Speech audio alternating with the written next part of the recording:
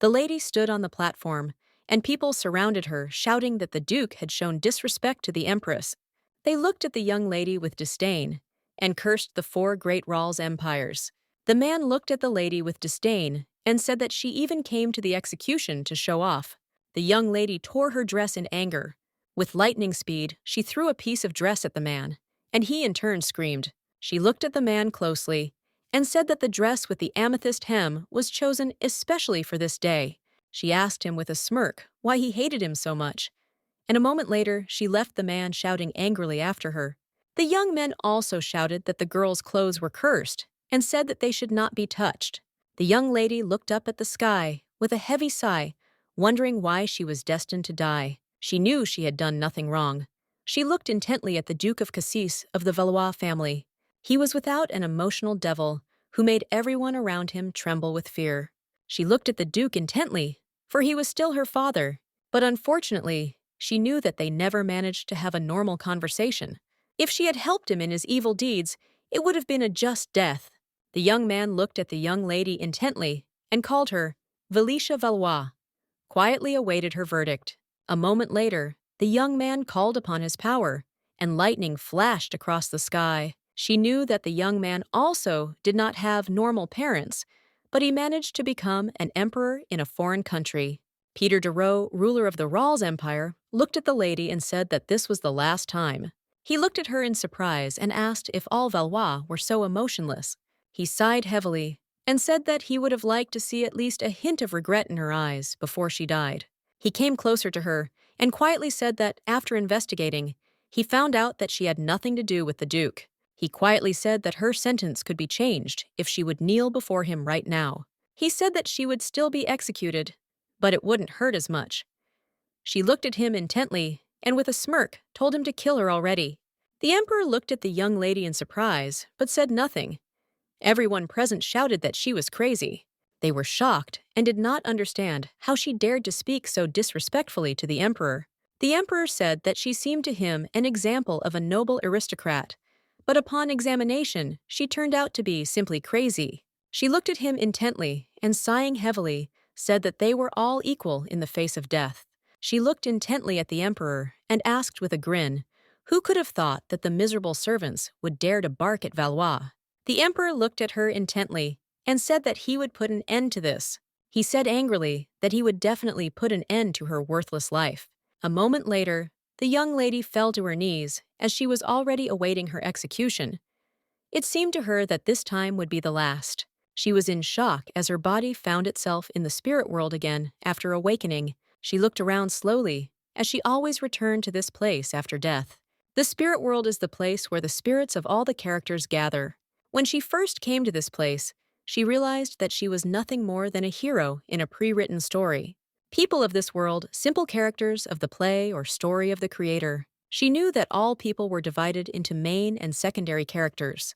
The former can create their own history, but unfortunately the latter cannot do that. They could not act on their own accord. They could not deviate from the prescribed plot. And among them were those who lived this life over and over again, as if in a closed loop. They were called professional and secondary characters. The young lady in turn was the same. She lived the 99th life of the villain's daughter. Even though she had lived many lives, she was always relegated to the role of the villain's daughter. Perhaps that's why whenever she tried to do something good, everything went wrong. She said things she didn't mean to say. She acted in a way she didn't want to initially, and it all put pressure on her. Each new life seemed like torture to her. Moreover, she didn't even know the reasons. Her life simply didn't allow her to change anything. All the memories returned only at the moment when she came to the spirit world. The young lady sighed heavily, for she knew that the last life was the hardest. Her father was so obsessed with the main character that he never found time to talk to his daughter. Because of this, there were rumors that the young lady had been abandoned. She thought that since she had grown up like that, it was true. She knew that if the Duke had not been obsessed with her, he would not have been executed. She in turn wondered if something like this would happen, if there would be villains of villains. She sighed heavily, because she knew that this would disrupt the course of history. She knew that only the main character could change the course of history. The young lady was taken aback as she realized that her new life was already beginning. She was very surprised because everything happened very quickly. She wondered if anything would change in the 100th interpretation. The young lady, in turn, really hoped that she would be lucky this time. She prayed very hard because she didn't want to spend all her time alone again. The young lady, opening her eyes, froze in place as she saw that she was not a baby at all. She noticed that she had black hair just like last time. The maid looked at the little girl with disdain and asked why she was sitting on the floor. The maid shouted angrily, "Girls, that if they give her food, then she needs to pay for it." The young lady, in turn, looked intently at the maid as she had seen her face somewhere before. She looked at the maid in surprise and called her by name, but a moment later she received a slap. The young lady froze in shock. The maid looked at the girl with fury and asked if she had really eaten too much henbane. The maid angrily asked the girl who allowed her to address her so carelessly. The young lady froze in shock as she realized that it was the same maid. The lady was shocked and wondered why the maid from her past life was here. The maid was bullying her very badly. She was in shock. She didn't understand why a person existed. She told herself that it was illogical. She began to look around in shock as she could not believe that she was in this place. She was in shock as she realized that she was now in the estate of Viscount Ilion. She had shaggy black hair and was wearing servant's clothes. She thought it was some kind of absurdity. She wondered if she had returned to her previous life. She asked the maid who she was. The maid looked at her with surprise and contempt. She told the girl that she was ready to pretend to be crazy, just to avoid cleaning. She looked at the girl intently and called her by name. She asked if she had forgotten her own name. The lady wondered if she had actually gone back in time. Her childhood began with her and her mother in hiding, fearing the perverted obsession of her husband Cassis. Upon learning of her pregnancy, she fled the estate and then begged the Viscount for help. Unfortunately, the Viscount's estate began to treat them even worse than commoners. The young lady was shocked as she was back in the time when she lived in this estate. She was surprised that she regressed, as she knew that only the main characters were capable of this. She knew she was still inside the story, even though she was a professional supporting character. A moment later, the Viscount approached them and asked what had happened. The maid said that she told the girl to wash the floor, but she disobeyed. The Viscount was surprised. The maid said that her training was not yet finished. The Viscount looked at the girl with fury and asked if this was true. He shouted that he took her in when she had nowhere to sleep. She was in shock that she only opened her eyes and saw him. The young lady froze in place, wondering if she had actually gone back in time, and this was the same regression. She understood that this was her chance to change her destiny, so to speak, God's grace. She pinched her cheek and screamed as she felt unbearable pain.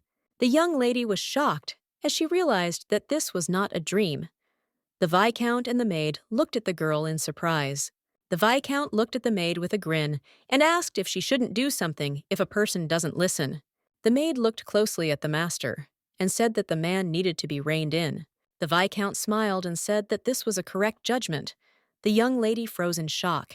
The Viscount looked at the girl and told the maid to lock her in the disciplinary room, as if she understood that she would have to live without food and water again.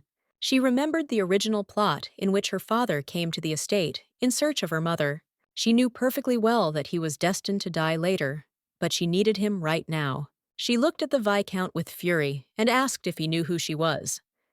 He looked at her in surprise as he did not understand what she was talking about. She looked at the Viscount with fury and asked if he knew who her father was. She screamed and asked how they dared to treat her like a slave. She knew perfectly well that everything would collapse later, but now her family was one of the 4 great families, and she was the daughter of Valois. She looked at those present with fury and called with all her might for them to call her father immediately. The maid was taken aback and asked for forgiveness. She froze in shock, not knowing what to do. The other maids, talking among themselves, wondered whether a noble guest had already arrived at their estate.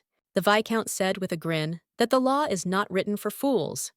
He asked if she was really an aristocrat. She asked angrily how he dared to show disrespect to Valois. He looked at her intently and asked with a grin if she was really a member of this family. A moment later, he pushed her, and she fell to the ground with a crash. He began to mock her as she fell from a light touch. He said with a grin that if she still wanted to be treated like an aristocrat, then he would arrange it. He looked at her intently and asked if she knew that nobles who ran away from their families were considered even lower than commoners. He said that her ladyship had no such right to be indignant. He told her with a grin not to even expect anyone to find her. He looked at her with fury and said that this would not happen. The young lady in turn looked at the Viscount with fury, for she knew that she would soon be found. She knew that the Viscount would pay with his miserable life. He lifted the girl up in anger. The Viscount said that she was being fed and given a place to sleep.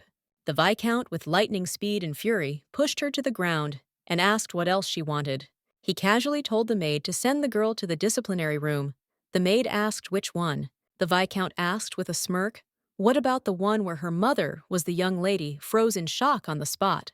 She knew that her mother had never been locked in the disciplinary room until she met her death. Some time later, the young lady was brought into the room. A moment later, she was pushed carelessly and fell to the ground.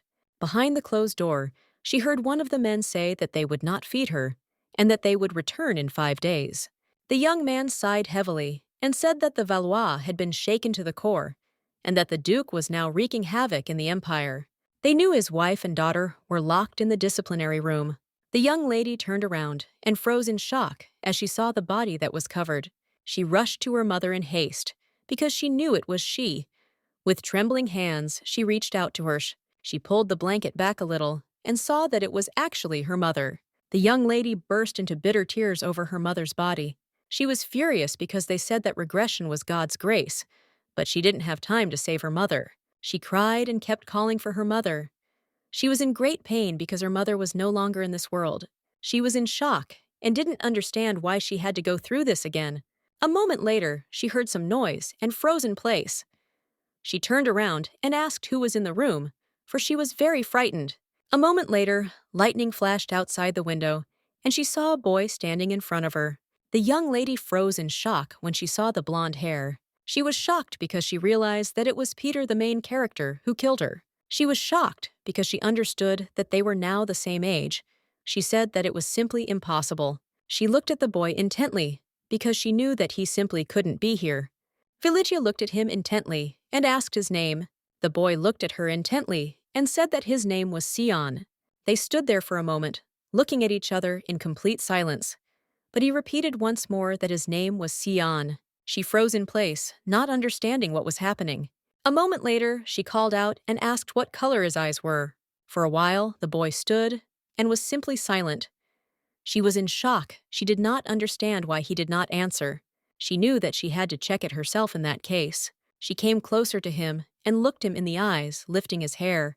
She looked at him in surprise, as he had black eyes. The young lady looked at him in bewilderment, as she did not understand why they were black. A moment later, she apologized to him for touching him without permission. She knew Peter had golden eyes.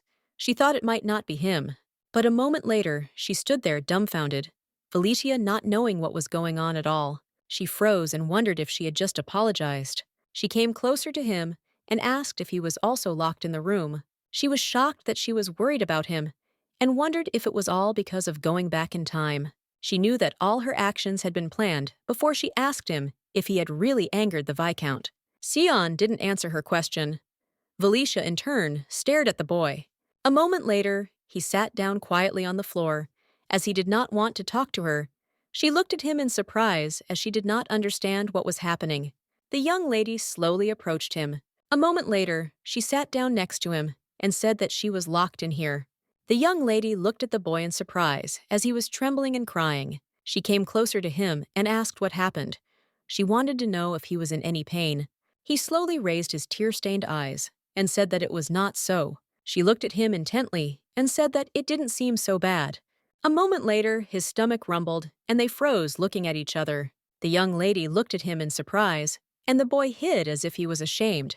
She asked with a smile if he was hungry. He said it wasn't, but his stomach growled again. She smiled and said it was his stomach telling him he was hungry. Felicia looked at the young man with a smile and wondered if she should try to do something good. A moment later, she handed him a bun and said with a smile that he should consider himself lucky. She smiled and said that she was saving it for herself. She wanted to do the first good deed upon returning to the past. He looked at her intently and said that he didn't need it because he wouldn't be able to repay her. The young lady looked at him in surprise but said nothing. She was furious because this was the first time she had tried to be a good person. She asked him to take the bun because she was allergic and would not eat it. He looked at her hard and said that in that case she could throw it away. She sighed heavily as she thought that being bad was not such a bad idea, since being good was very difficult. She pulled him towards her with lightning speed. The boy froze in shock, looking at her. A moment later, she shoved the bun into his mouth with lightning speed. She looked at him intently and asked him what he would do after she had stuffed the bun into his mouth.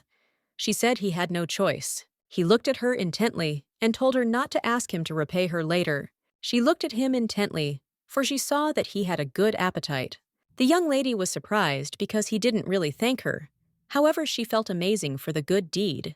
He came closer to her and asked if she could tell him her name. A moment later, the young lady sighed heavily and stated her real name. The young lady looked closely at her mother and remembered how she hugged her and said nice things. She was puzzled because the only one who really needed her was her mother. The only one who looked at her with love and called her by name with warmth in her voice was her mother. The young lady in turn missed her mother very much. He looked at her intently and asked if this was her mother. She said that it was, and she fell into an eternal sleep. She looked at him intently and said that she didn't need pity. She said she was going to end this shitty life and start over.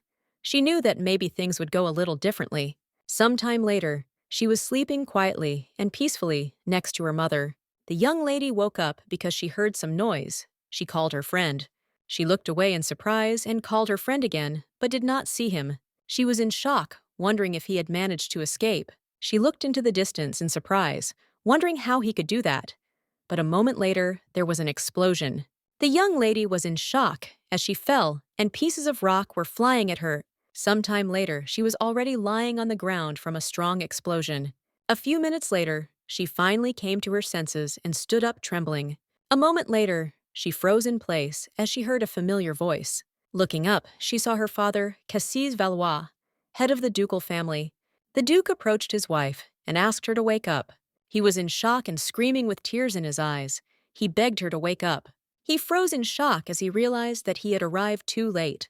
The young lady looked at her father intently. She was very scared. The duke in turn screamed with rage and tears in his eyes and asked who had done it. The young lady sat on the ground, taken aback, and did not know what to answer. A moment later, she looked closely at her father, who was looking at her with a fierce and cold gaze. He looked at her intently and asked again who killed his wife. She looked closely at her good old terrible father. She knew that this was the idea of the main villain. The duke looked closely at the young girl. She froze in place as she saw his strength. She was in shock because he used his power on her, and she couldn't breathe. She understood perfectly well that her mother would not return, even if he took out all his anger on her. The duke looked at the girl with fury, but did not answer. The commander of the raid of the kings, Amon, slowly approached the master and sent him. The commander said that this child could not do such a thing. The duke turned around and said that it did not matter.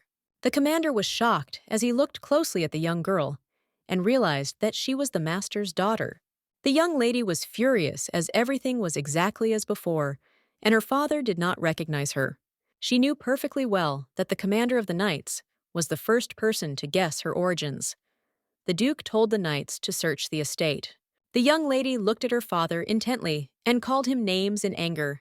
He looked at her in surprise. She said angrily that he didn't know where her mother was. She asked him why he had only come now. She asked angrily why he was late if he had tried so hard to find her. He looked at her intently and said that he thought she was mute. The duke told the commander to search the estate first. The commander sighed heavily and told the master that this was not the main thing now.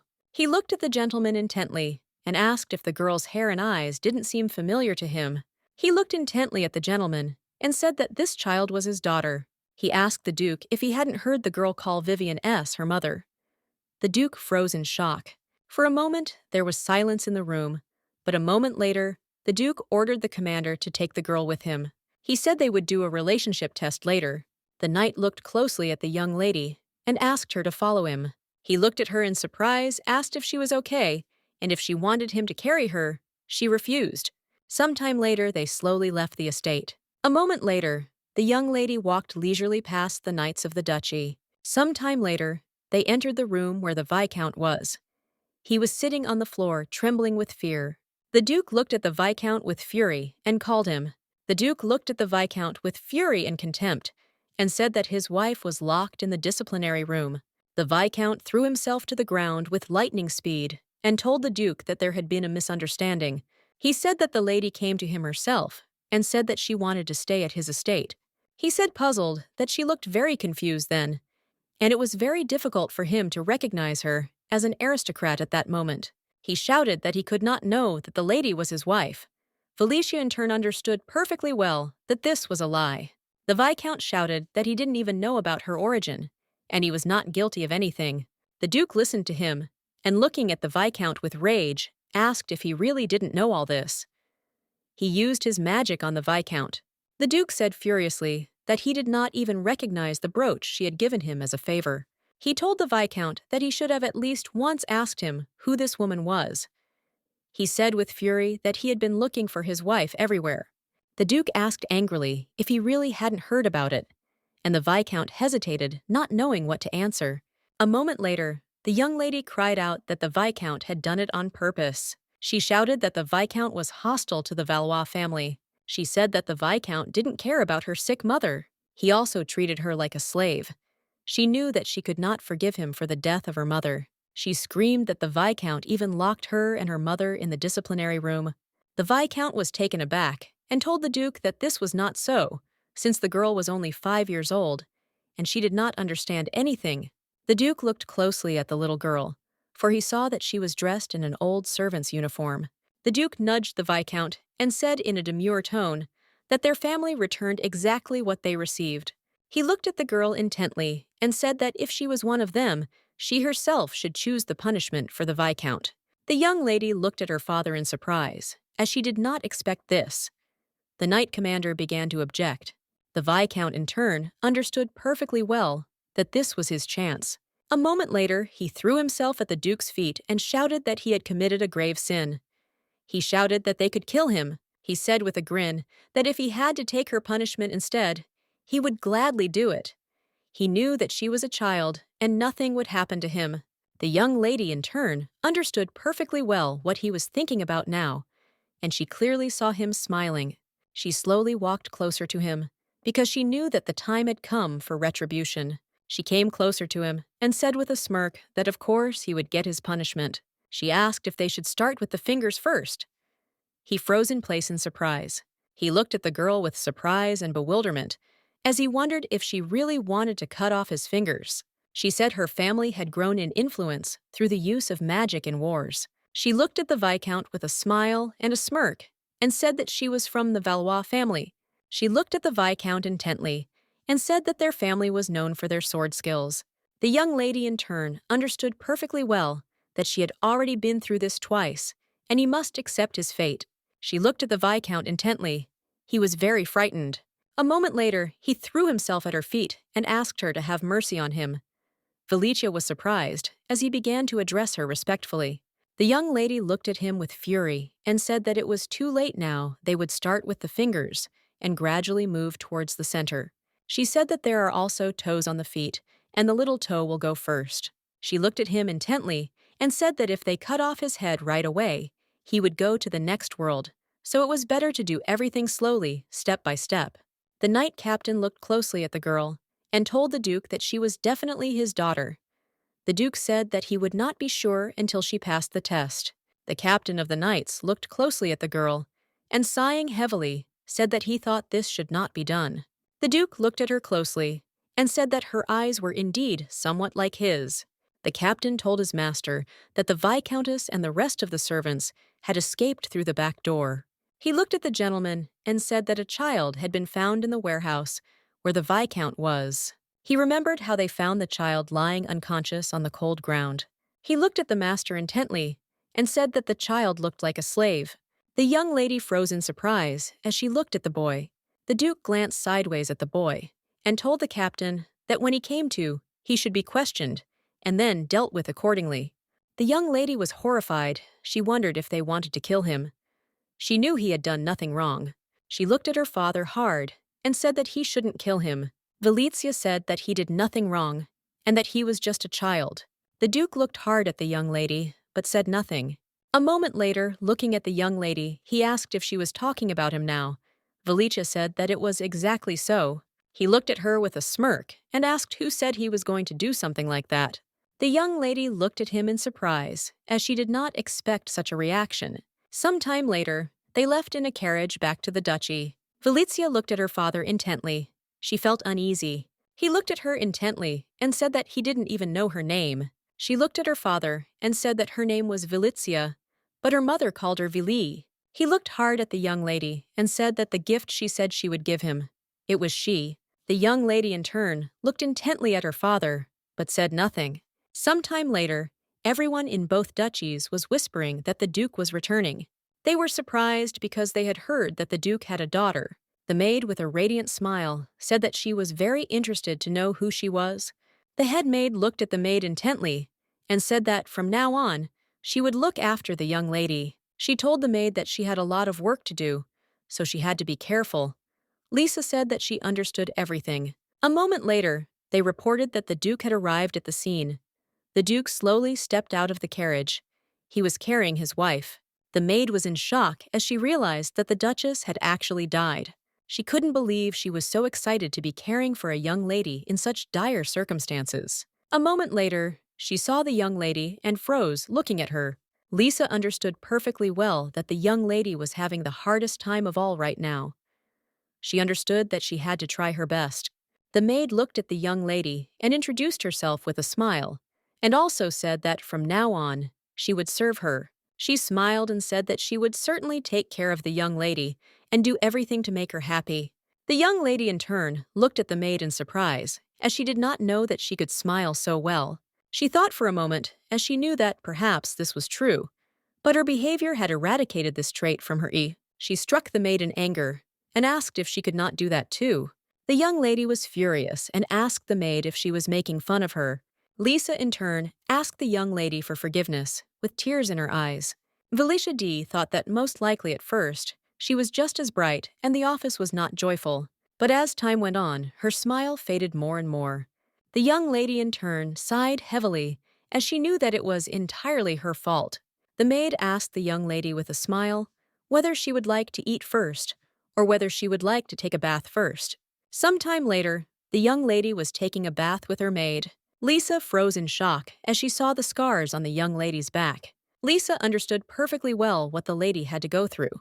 She sat and cried quietly, while the lady pretended not to notice anything. Some time later, the young lady was glowing in her new outfit. The maid looked at the young lady closely and asked if there was anything she could not eat. She said she would pass the information on to the kitchen.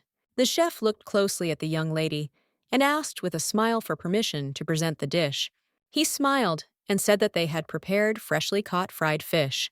For meat dishes, he chose the largest animals that roamed the mountains and fields. He beamed as he said that he put his heart and soul into these dishes. She wondered if he had been like this to begin with. He looked at the young lady with a smile and said that it was time for her to enjoy the fine dishes. The young lady sighed heavily as everything was a hassle. But a moment later, she began to eat. She silently asked them to stop staring at her so hard, as she would soon have indigestion. The young lady looked at everyone present and said with a smile that the dishes were simply a sight to behold. The chef in turn was amazed by such a reaction and beamed with happiness. He smiled and was once again convinced that his food was simply magnificent. Only before she had thrown out his dish for exactly the opposite reason. The young lady glanced sideways at the maids, wondering how long they would continue to look at her. The maids looked at the young lady intently because she was very cute, and her chubby cheeks were a stain. Lisa looked closely at the young lady and saw that she was uncomfortable in this situation. She looked intently at the maids, who in turn fell silent with lightning speed. A moment later, they left the kitchen so as not to disturb the young lady. Valicia, in turn, was very glad that they left her. The maid looked intently at the young mistress and called her.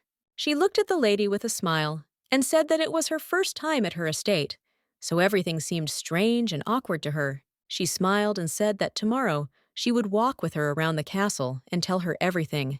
Lisa said with a smile that the young lady would like the estate so much that she would not want to get married and would stay here for the rest of her life.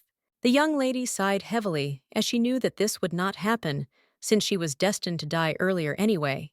The maid looked at the young lady intently and asked if this was the first time she had met her father. The maid said that the young lady probably didn't know, but the Duke had not appeared at the estate since the Duchess left.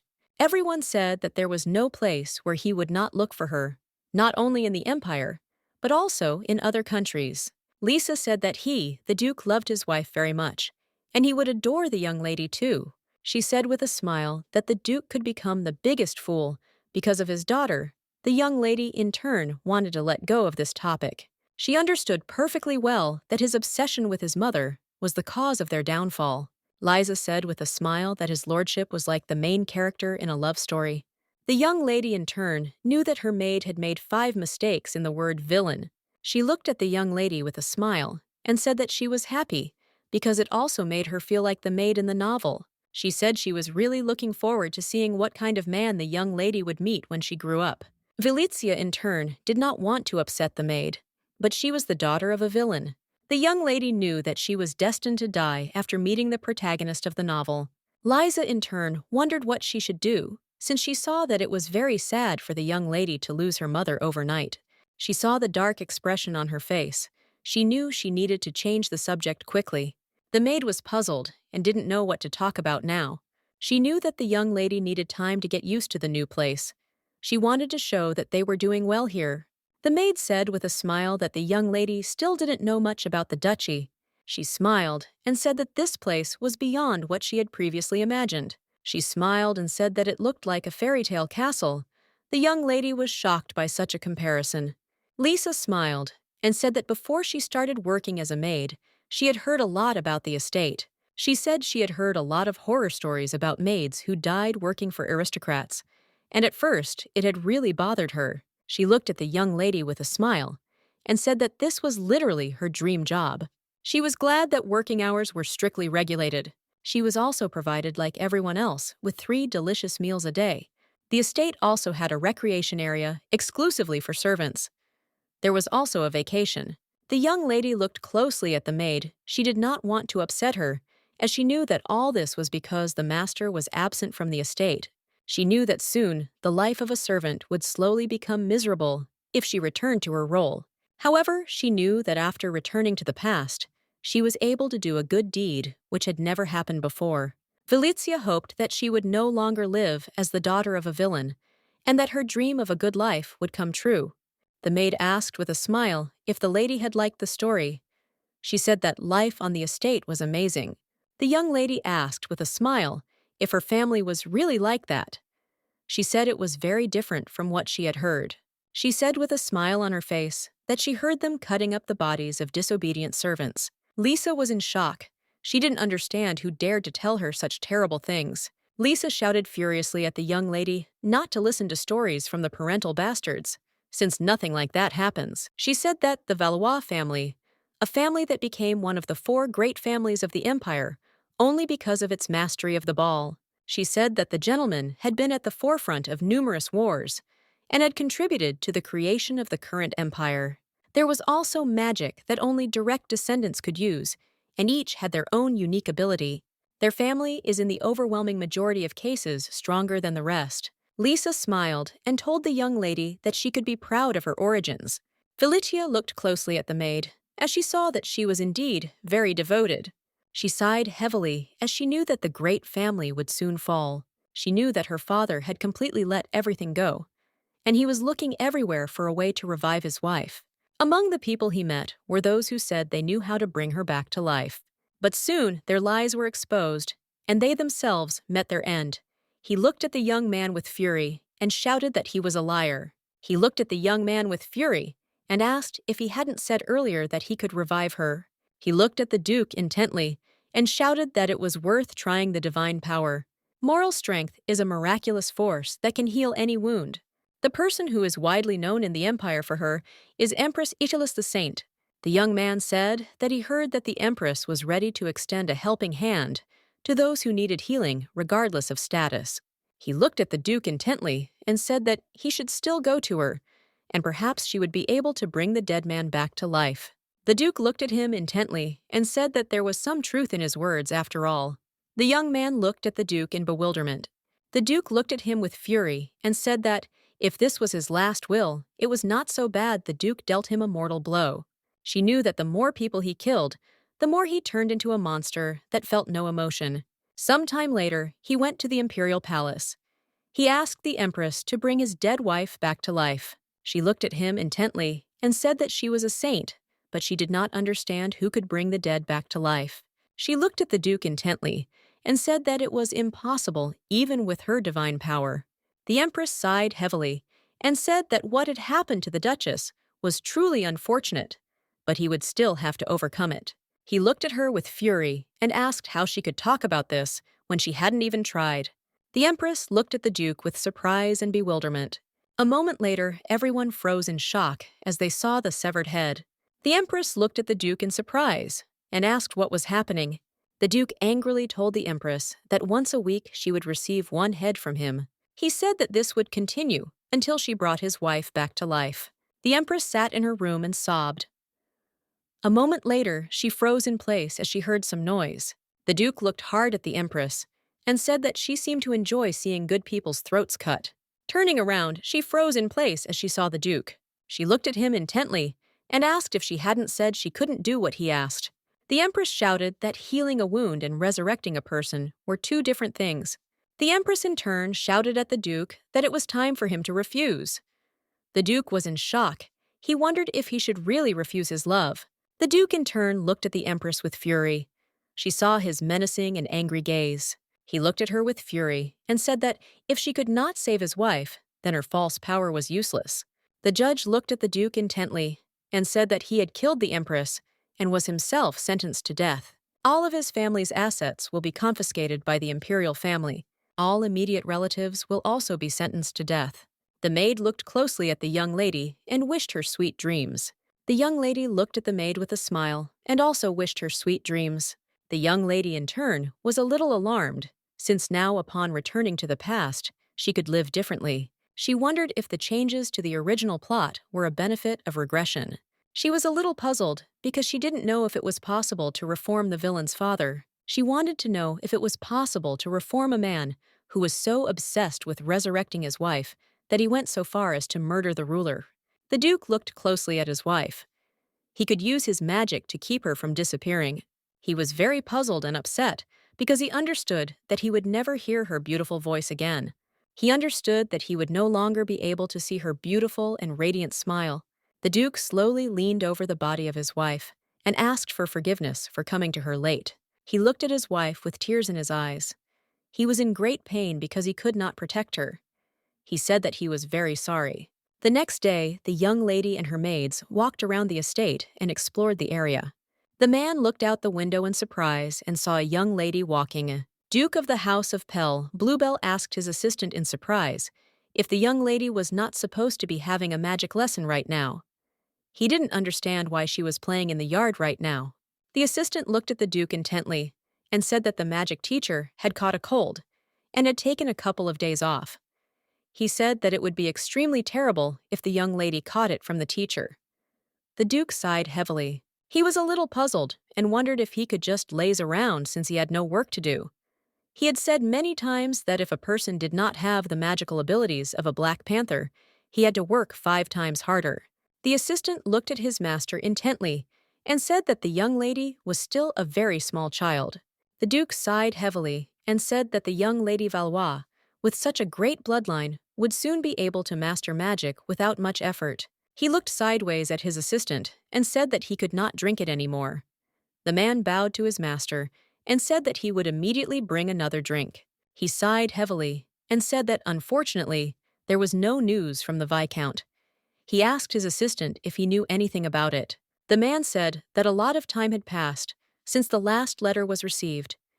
He said that the Duke of Cassis might be involved in this incident. He sighed heavily and said that after all this was the Valois family, anything could be expected from them. He looked at his assistant with a smirk and said that they would simply watch as the Duke destroyed himself. He glanced sideways at his assistant and asked when the Duchess's funeral was. The man paused for a moment and thought. A moment later, He said that the report said there would be no funeral. The man looked at his assistant in surprise and asked what he meant. The assistant sighed heavily and told his master that he had heard that the body had been protected from decay by magic. The man looked at his assistant with a grin and asked if the Duke was really going to live with a corpse. He in turn had been keeping an eye on the Duke ever since he abandoned his family just to find a wife. He said with a grin that the Duke was still a very faithful husband. He looked at the butler intently and asked with a smirk if he knew how to manipulate people. The butler looked at the gentleman intently and asked if it was really necessary to press on weak points. The Duke said that it was so, and all that remained was to threaten. He said with a fierce grin that they needed to be given what they wanted, namely the object of their adoration. He said with a wicked grin that this was the greatest weakness. He understood perfectly well that the Duke's weakness was his beloved Duchess. The Duke spent the whole night near his wife. The man slowly walked up to the window and opened it. He glanced sideways at the Duke and said that it was time to wake up. The Duke looked at the man in surprise and asked what he was talking about. The butler slowly approached the gentleman and said that Duke Pell had arrived to see him. Cassis sighed heavily and said that the Duke as always appeared out of the blue. The butler, sighing heavily, looked at the gentleman and asked his forgiveness. He asked how long he planned to keep the Duchess in the room. The Duke looked at the butler with fury and asked where else he could place his wife. The butler asked for the gentleman's forgiveness and said that he meant the current room, because he knew that she was now in a place where even the sun did not shine. The Duke sighed heavily. He knew that his wife loved to walk in the sun, and she also loved flowers very much. He looked at his wife intently and said that it would be nice if she had a place in the garden. Meanwhile, the Duke sat patiently in the drawing room, awaiting the audience. Cassis entered the room. The man was surprised, as he did not expect to see someone like him. They had previously said that he was on a deep drinking binge, but now he clearly saw the shining face of the Duke in front of him. He looked at the Duke intently and asked if he had any problems. Cassis looked at his companion with disdain and said that it was very much like him, since he had come without warning. The man sighed heavily and asked for forgiveness. He said that he had heard recent news that the Duchess had died.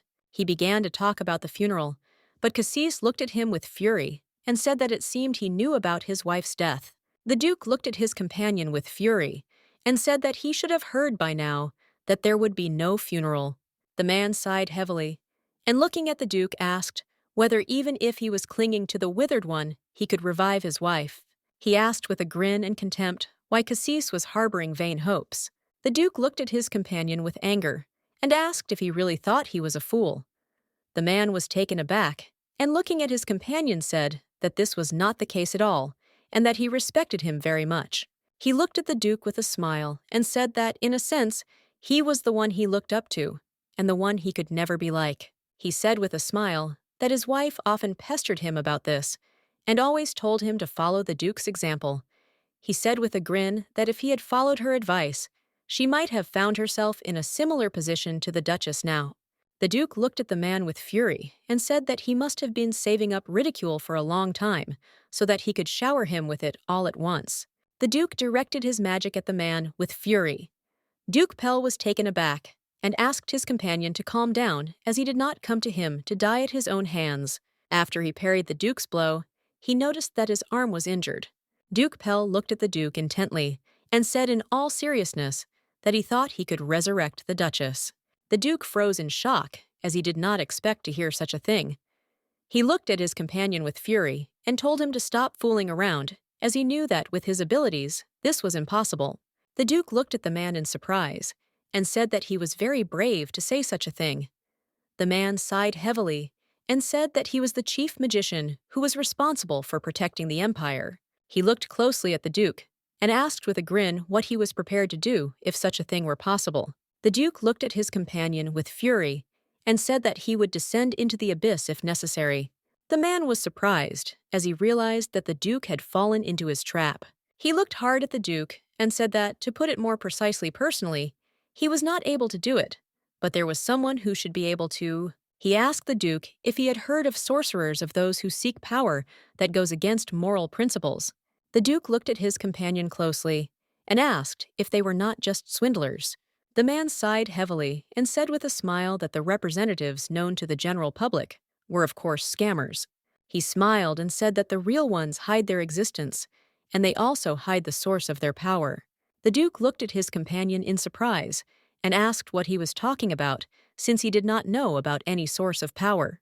He looked at the Duke intently and said that sorcerers use magic at the cost of someone's life. He sighed heavily and said that if the sorcerer allowed people to find out who he really was, he would confess to at least one murder. The man said that he had heard that those with such powers could bring the dead back to life. He looked at the Duke with a grin and said that there was even a story about a similar successful case. He asked the Duke if he really had never heard of it. The Duke looked at the man with fury and asked if he really looked like an idiot to believe such nonsense. He looked at the Duke intently and said that whether Her Grace would rise again or not was of no interest to him. But it seemed he was not mistaken that the Duke was interested in this question. The Duke looked at the man intently. He could not answer anything. A moment later, he said with confusion that he only wanted his family to be happy again. The man said that after all, the Bluebell family is a collateral branch of the Valois family. Some time later, the young lady was playing with dolls with her maids. The maid sighed heavily and said, "For 7 years, he had not slept a single night because he missed his love very much. His love told him he was lying because she saw traces of drool around his mouth, and he was asleep the whole time. He said that this happened every time he saw her because she was so beautiful that he couldn't do anything about it." The young lady in turn was in shock as they sat and played with dolls with hers. The maids looked at the young lady in surprise, as she was very upset about something. They looked at her in surprise and asked if she wasn't having fun with them. Validia was taken aback and said that it wasn't so, and that she was having a lot of fun. She said with a beaming smile that they were acting so realistically, and she just couldn't take her eyes off them. She looked at them with a smile and said that her rating was 5 stars. The maid said with a smile that she was simply a goddess of acting. The young lady knew perfectly well that she had to win the maid over to her side since she wanted to carry out the great operation called escape. She knew that the amount of benefits that the direct descendants of the family received each month was so large that she would not have to worry about money for the rest of her life. Staying in the estate would only contribute to her death. She knew that, for this reason, she needed to escape, namely to a free country. The young lady knew perfectly well that no one should know about this, until then. She wondered what would happen if she suddenly ran away and was caught. She knew that she could be punished and locked up in the estate forever. She understood perfectly well that she needed not only to save a lot of money, but also to safely transfer it to another country. Valicia understood perfectly well that she had to attract several people to her side. The maid looked at the young lady closely and asked with a smile if she had something on her face. Valicia looked at the maid with a smile and said that it was not so. A moment later, Lisa entered their room with a smile on her face and called her lady. She smiled and said that she had brought the young lady a cake with whipped cream. The young lady quietly said that she would like cherry pie. The maid looked at the young lady in surprise, but said nothing. Valicia was taken aback as she said it without thinking. It took her 3 or 4 times to understand the role of the villain's daughter. She sighed heavily and said that she now wanted cherry pie. The maid looked at her in surprise and asked what to do with the whipped cream cake. Valicia looked at the maid with anger and said that she was irritated by her constant grumbling. The maid was taken aback and said that she would immediately bring her everything she wanted. The young lady sighed heavily and said that now she wanted Napoleon.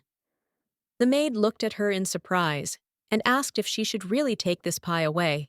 The young lady in turn looked intently at the maid, since in her place she would have swallowed the poison long ago.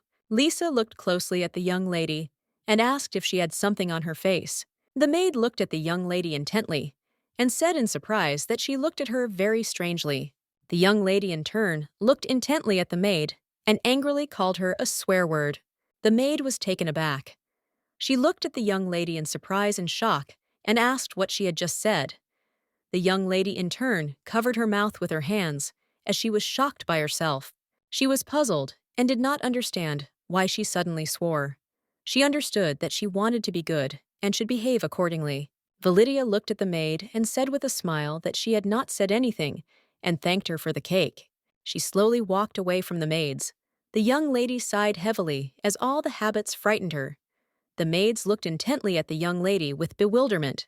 A moment later, they looked at the young lady with tears in their eyes and smiles and said that they were very happy to serve her. She saw that they looked very sad. She was very puzzled as the words just came out of her mouth.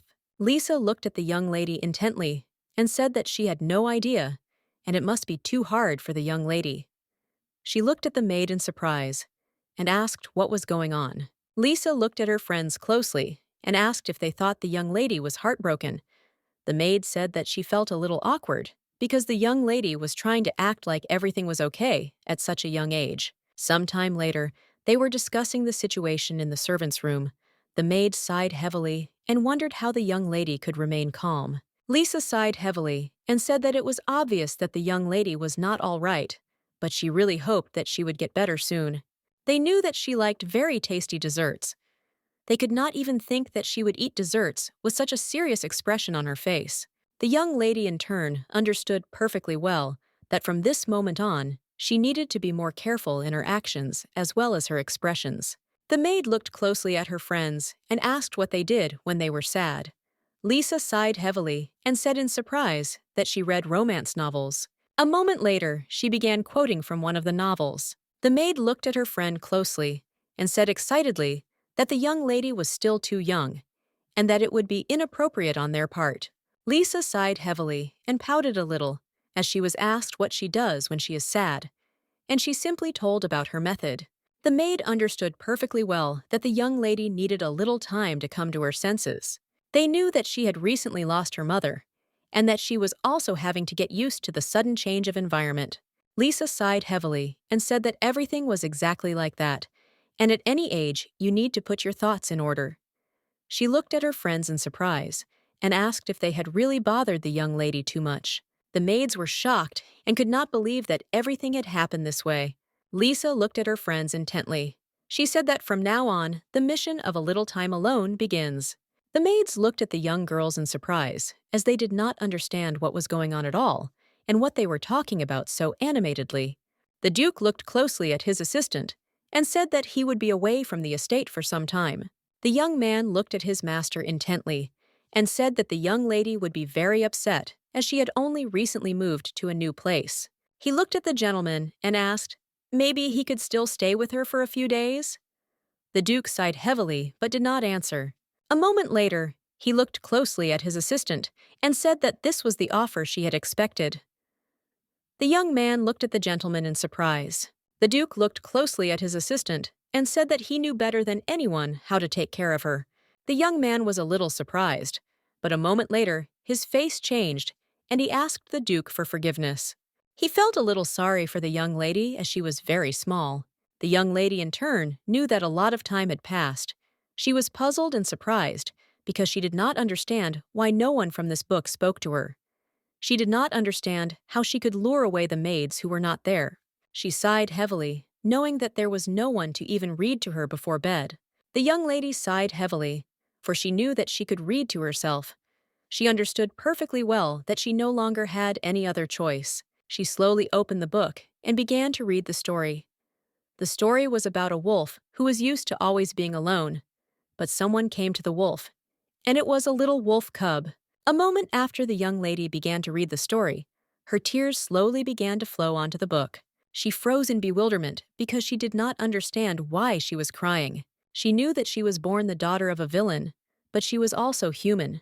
She was very confused as she was sad and lonely. Sitting on the bed, she told herself not to cry. She knew that she had to come to her senses. She knew that she was the daughter of a villain, and no one would come to comfort her. She knew perfectly well that this was normal, and it was no wonder that no one loved her. She knew she had to get ready as quickly as possible, since this was her 100th life. A moment later, the Lawn rushed into her room and grabbed her hands tightly. Lisa looked at the young lady and said that no matter how hard it was for her, she should not hurt herself. The young lady looked away in surprise as she saw many servants. The maid looked at the young lady closely, said that they left her alone, but she had hurt herself. Lisa told the maid to bring cocoa and a blanket for the lady. Lily looked at everyone present and said that she would do everything immediately. She looked at everyone intently and said that the mission of a little time alone would be changed. She said that from now on, they would help the young lady as much as possible. Felicia was in shock, did not understand what was happening at all. Felicia looked at the maid with surprise and stared. She was alone in the room, but she could not understand how the maid knew that she was crying. Lily S. asked her friend if they didn't need to report the incident to his lordship. The maid sighed heavily and said that she didn't know where he was. A moment later, the doctor arrived in the room. He was surprised and puzzled, but he looked at the young lady. He looked at her closely and said with a smile that they could take a look at her bruise. He slowly touched her cheek and said with a smile that fortunately everything seemed to be fine. Lisa looked at the doctor in surprise and alarm and asked if he had really determined this with just one touch to her cheek. He glanced sideways at the maid and said that the young lady had hit herself, and the most one could expect was a bruise. Lisa anxiously told the doctor that she had seen with her own eyes how the young lady's delicate cheeks had turned red. The young lady in turn sighed heavily as she felt sorry for the poor doctor. Lisa angrily asked the doctor if he was really joking with her. The doctor in turn asked her to calm down. The doctor looked sideways at the young lady and asked with a smile what she had hit herself with. She looked at the doctor intently and said that she had hit herself with her hand. The young doctor was surprised, as he had not expected such a thing. He looked closely at her small hands, and thinking said that it was practically impossible to hurt yourself with them. Lisa, at the same time, was very worried. He looked closely at the maid and said that he had found nothing. He looked at the young lady and said that if he prescribed her any medication, there might be some unwanted side effects. He sighed heavily and said that he thought it would be better for her to rest a little. The maids asked anxiously if everything was all right with the young ladies. Felicia looked closely at the maids. She didn't understand why they were all behaving like this. She knew she had simply slapped herself on the cheeks and nothing more. A moment later, she saw the other servants, who were also very worried about the young lady. She looked at them closely and knew that they didn't have to look up from what they were doing to check on her. The young lady, in turn, was a little alarmed, since before returning to the past, during the days of her illness, everything was different. Lisa looked at the doctor with a puzzled expression and said that the young lady's face had turned red. Felicia Z froze in shock as she realized that she was embarrassed. The maid looked closely at the doctor and asked if he had made a mistake in his conclusions. The maids told the doctor that he needed to check everything carefully. They did not understand how such a man could call himself a doctor. He looked closely at the young lady as he knew perfectly well that her cheeks could have turned red due to an emotional change. He looked intently at the lady and said that just in case he would prepare an ointment for her, Felicia was taken aback and said that she did not need anything since she was not ill at all. She in turn wanted to forget about everything, but if she didn't do anything, the doctor would be in trouble. The young lady looked at the doctor intently and said that he was absolutely right. She smiled and said that she was just trying to cheer herself up. The maid looked at the young mistress in surprise and asked why she had slapped herself on the cheeks. A moment later, she froze in place as she realized she had made a mistake. When Lisa watched the young lady from afar, she seemed lonely to her. She saw that the young lady was always alone and did not really let anyone near her. She looked at the young lady with tears in her eyes, as she did not understand how lonely she must be if she was slapping herself on the cheeks to cheer herself up. A moment later, she fell to her knees and screamed at the young lady that she was very ashamed of herself. Felicia froze in shock, as she did not expect such a thing. The other maids also said that they were very sorry because they had made a big mistake. Felicia froze in shock, not understanding what was going on. Lisa sighed heavily and said that in fact, from the moment she arrived at the estate, she wanted to always be by her side. Felicia intently and said that she had decided that she needed to be alone. She asked the young lady's forgiveness for standing aside and watching everything that was happening. The maid looked at the young mistress intently and said that she was watching her from behind a tree so that she would not feel uncomfortable. The young lady in turn was a little embarrassed by this, but she looked at the maid with a smile and said that everything was fine. She was surprised and had no idea about it. She wondered if Lisa thought she was lonely. The lady thought it was very sweet of her. Felicia thought for a moment, since you were a past life. She did not even suspect that the maid had such an active role. Previously, she thought that the maid was timid because of her. She looked at the maid with a smile and said that she always does this to relieve stress. She said that they don't need to worry about it. All the servants froze in shock. They didn't expect to hear something like that. The young lady looked at the crowd in confusion. She wondered if she had said that it was not so. She knew that it was okay to hit something when someone was annoyed. She understood perfectly well that she was the daughter of a villain and could afford it. She looked in surprise at the doctor, who stood and shook. He looked at the young lady with tears in his eyes and said that he could not see the pain in the young lady's heart. A moment later, they fell to their knees and begged the young lady for forgiveness, saying they were unworthy of serving her. Felicia was in shock and said everything was fine. She knew things had only gotten worse. Lisa walked up to the young lady with a smile and said that she had made a toy for her and she could hug it when she fell asleep. The young lady looked at her in surprise. A moment later, she saw that the maid was holding a cute kitten in her hands. Lisa greeted the young lady on behalf of the kitten and said that now this toy was her guardian angel. Lisa, on behalf of the cat, said that she would bite all the strange thoughts that came to her during sleep. The young lady, in turn, was shocked, as this frightened her even more. Lisa looked closely at the young lady and asked with a smile if she liked the toy, and also if she would like to give the toy a name. Felicia was a little surprised and about the task, since in her past life she had torn up all her toys. She did not know what to do with the toy that had been given to her. Lisa pressed the toy, and it meowed.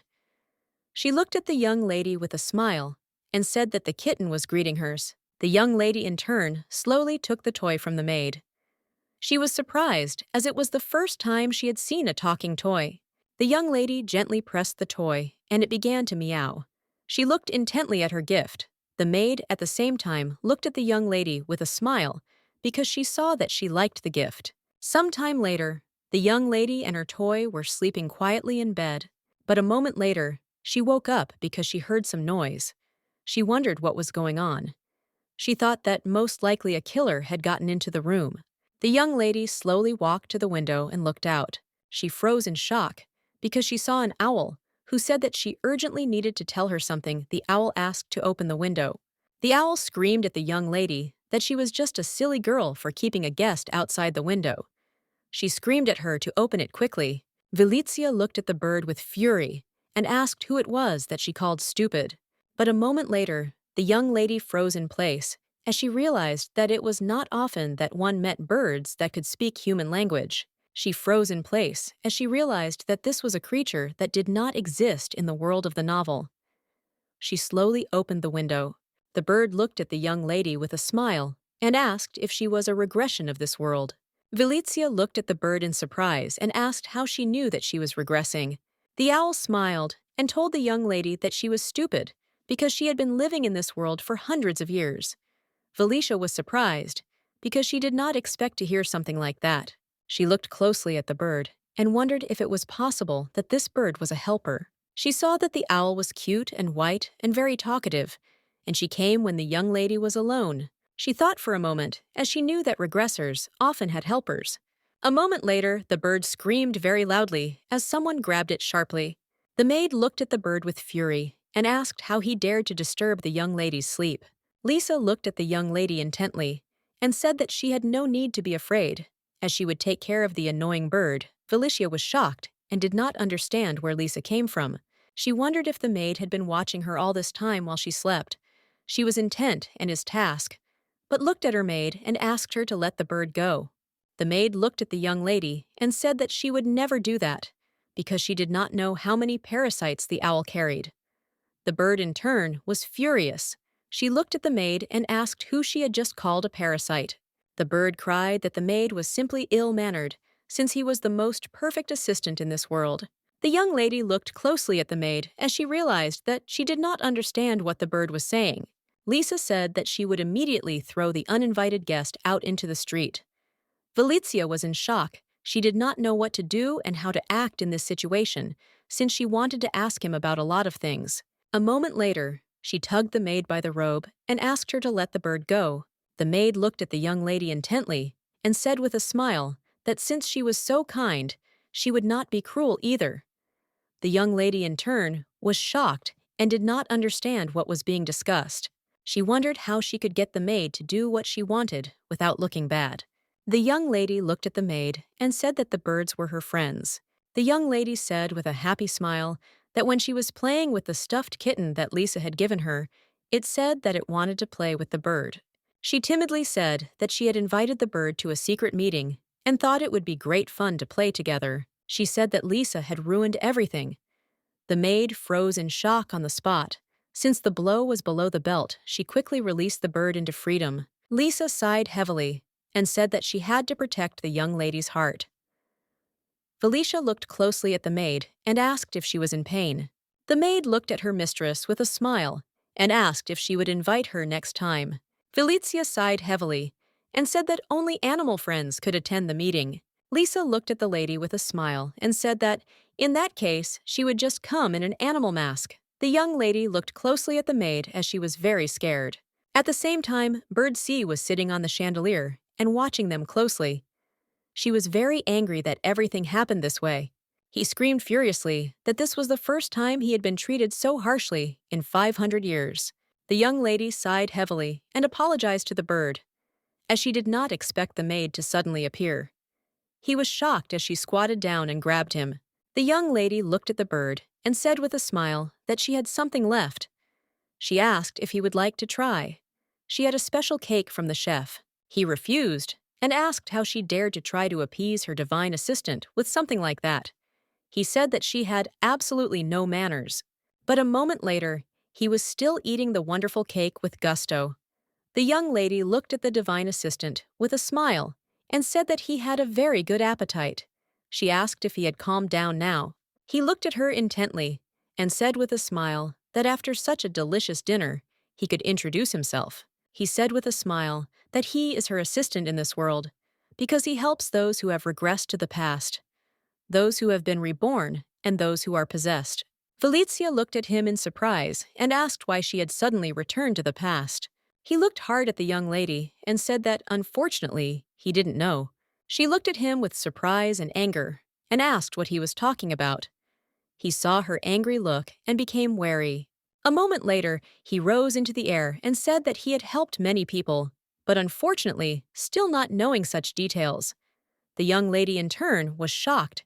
She screamed that she did not believe him. He looked at her intently and said that she was the aggressor and should find out everything herself. The young lady was shocked and asked why he came to her. She knew that the assistants did everything themselves, and he in turn simply ate her cake. He looked at the young lady closely and said with a smile that there was another reason why he was here. He used his magic, and a roll of paper began to float in front of the young lady. He looked at the young lady intently and said that she should read it. The young lady began to read slowly and was first congratulated on living her 100th life. She read that she was a gift to her father, and she was told that she should not think that her birth was a mistake. She was told to leave the past in the past, as it was time for her to become part of a new world. She read that, unfortunately, her father was in poor health, and she was offered to look after him. The young lady looked at her assistant in surprise. After reading the letter, she asked if God had sent her this. He said that his job was to be an assistant, and giving answers was not his responsibility. The young lady thought for a moment. She didn't know what she should do since it was the first time she had received such vague instructions. The assistant looked at the young lady with a smile and said that she should find out all this herself. A moment later, he flew away. Felicia was in shock. She screamed in surprise. Was this really all that he wanted to tell her? She screamed angrily at the bird that it had not done its job properly. The young lady in turn sighed heavily. She realized that all the shouting was useless. She was puzzled and did not understand how she could take care of someone who never returned. The next day, the maid looked at the young lady with a smile and asked if she wanted to get up already. The lady sighed heavily and said that she didn't want to wake up and asked to be given a few more minutes to sleep. She sighed heavily as she wondered why the villain's daughter would wake up so early. A moment later, she smelled the wonderful cake. She slowly reached out to the cake that was beckoning her to it. But a moment later, she was taken aback and looked at the maid. She was shocked because instead of the cake, the maid hugged her tightly.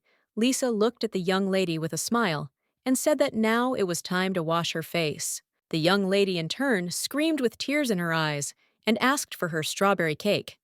Back the maid smiled and told her mistress that she could eat it later. The maid looked at the young lady intently and apologized for her rudeness. She said that today was a special day and she had no choice. The young lady looked at the maid in surprise and asked what she was talking about. Lisa looked at the young lady with a smile and said that his lordship said that he would arrive today for dinner. She looked at the maid in surprise and asked if her father was really coming today. The maid looked closely at the young lady and said that when the doctor examined her, she fell asleep for a while and he checked her relationship to the Duke. She sighed heavily and said that it was quite painful. Lisa looked closely at the young lady and said with a smile that she was a direct descendant of Valois. Lisa said with a smile that it was obvious to everyone that the young lady was just a small copy of his lordship. The young lady in turn was surprised, since she did not consider herself a small copy of her father at all. Lisa hoped that the young lady would not turn into his tough version when she grew up. She looked at the young lady intently and said that in any case, she thought his lordship was returning to see the results of the kinship test. Liza said that it would have been better if his lordship had acknowledged her earlier. She wondered what he would do now. The young lady in turn sighed heavily, since it was completely unimportant. She was puzzled because she remembered the letter, which said that her father was in poor health and she needed to look after him. She wondered if she should try to do everything she could for him, since it was written in the letter. She slowly reached for the handle and opened the door. She was preparing to meet her father. The young lady sighed heavily, as she knew that her father had not come just like in her past lives. She was very puzzled, as they had never eaten together. She knew that on those occasions when they almost succeeded in doing so, something always ruined their plans. For this reason, she always ate alone. He was focused only on the resurrection of her mother. Everything else did not concern him at all. As the Duchess had said earlier that she was a gift for the Duke, she sighed heavily as she knew that a gift was, of course, a strong word. The maids whispered quietly among themselves. Since they did not know when the Duke would arrive, they saw that she was alone and impatiently awaiting him. She glanced sideways at the maids, knowing that there was no need to take everything seriously. She understood perfectly well that he would not be here this time. The young lady sighed heavily, as she was very hungry. She really wanted to throw a tantrum so that they would bring food, but she knew that if she did that, she would be no different from her previous self. The Duke's assistant slowly approached the young lady and said with a smile that the Duke would be there soon. The young lady looked at him intently, but said nothing. She knew that he would not come. Felicia looked intently at the Duke's assistant, who in turn looked at her with bewilderment. The young lady looked at him intently and asked if she remembered correctly that his name was Agasa. Bowing, the young man said with a smile that it was a great honor for him that she knew his name. Agasa, assistant of the House of Valois.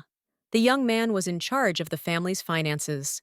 The young lady in turn knew perfectly well that, in other words, one could say that he was the key figure in her escape scheme. She looked at him with a smile and asked, since it was confirmed that she was a direct descendant, can she now receive money?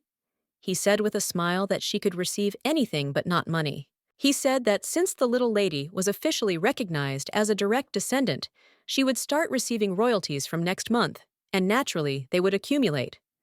The young lady smiled and said that she understood everything. She knew that her family was the richest, and even for a small child like her, the monthly allowance was 10 million gold.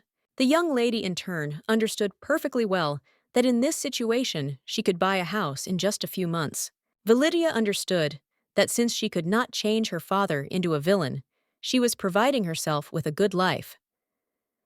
The young man looked closely at the young lady and said in surprise that she had the same smile as the Duke. The young lady in turn was taken aback, as she did not expect to hear such a thing. She wondered if she really looked like a villain without even realizing it. The young lady timidly said that she was still the Duke's daughter. He smiled and said that it was so. She looked at him intently and said that she was not a little lady at all, but Valicia. He asked the young lady for forgiveness with a smile and again called her little lady. The young lady in turn became very angry and said that her name was Valicia. He looked at her intently and said with a smile that he would stop calling her that when she grew up. Vilizia was furious and wanted to be addressed by name. She looked at him with fury and shouted that in that case she would call him baby. He looked at her with a smile and said that in that case they would become friends. The young lady in turn froze in shock as she saw that he was a very strange guy. A moment later, a servant entered the room and told Mr. Agasa that a letter had arrived. The young lady looked at the letter intently, for she knew that she would finally be told that her father would not come. The young man read the letter slowly, without showing any emotion. A moment later, he looked at the young lady and said with a smile that they should continue their dinner. The young lady in turn understood that it was very good to have no expectations. She wanted to eat and go take a little nap. Velitia suddenly realized that she was the daughter of a villain. She understood perfectly well that nothing could change this fact, even returning to the past. The young lady woke up after her afternoon nap. She was still sleepy, but was already looking for her maid. The young lady in turn was surprised as she did not find her maid. She wandered slowly in search. She was surprised because there was not a soul around. She did not understand what was happening. A moment later, the young lady saw her maid wandering around. Velitia noticed that her maid was a little agitated. The maid was taken aback, as she did not expect to see her on the lady. Velitia hurriedly approached her maid and asked what was going on. The maid was taken aback and said that everything was fine and nothing was happening. She looked at the young lady intently and asked with a smile if she wanted to go back to her room and sleep some more. The young lady was shocked. She said that sleep was not the most important thing right now. She glanced sideways at her maid and asked what she was hiding. She wanted Lisa to tell her the truth. The maid smiled and told the young lady that she was not hiding anything. A moment later, the young lady froze in place as she heard someone calling the Duke. She heard someone tell her father that a lineage test had confirmed that the young lady was a direct descendant of Valois. Velitia realized that her father was somewhere nearby. She ran to him in a hurry. The servants were shocked because they did not expect the young lady to run to her father. They shouted for her to stop. Agasa looked at his master intently and asked how about Togo getting something to eat, since he hadn't been to the manor for a long time. The Duke looked at his subordinate intently and said that he had come for treatment and would soon leave them again. The young lady saw her father. She knew she had to stop him.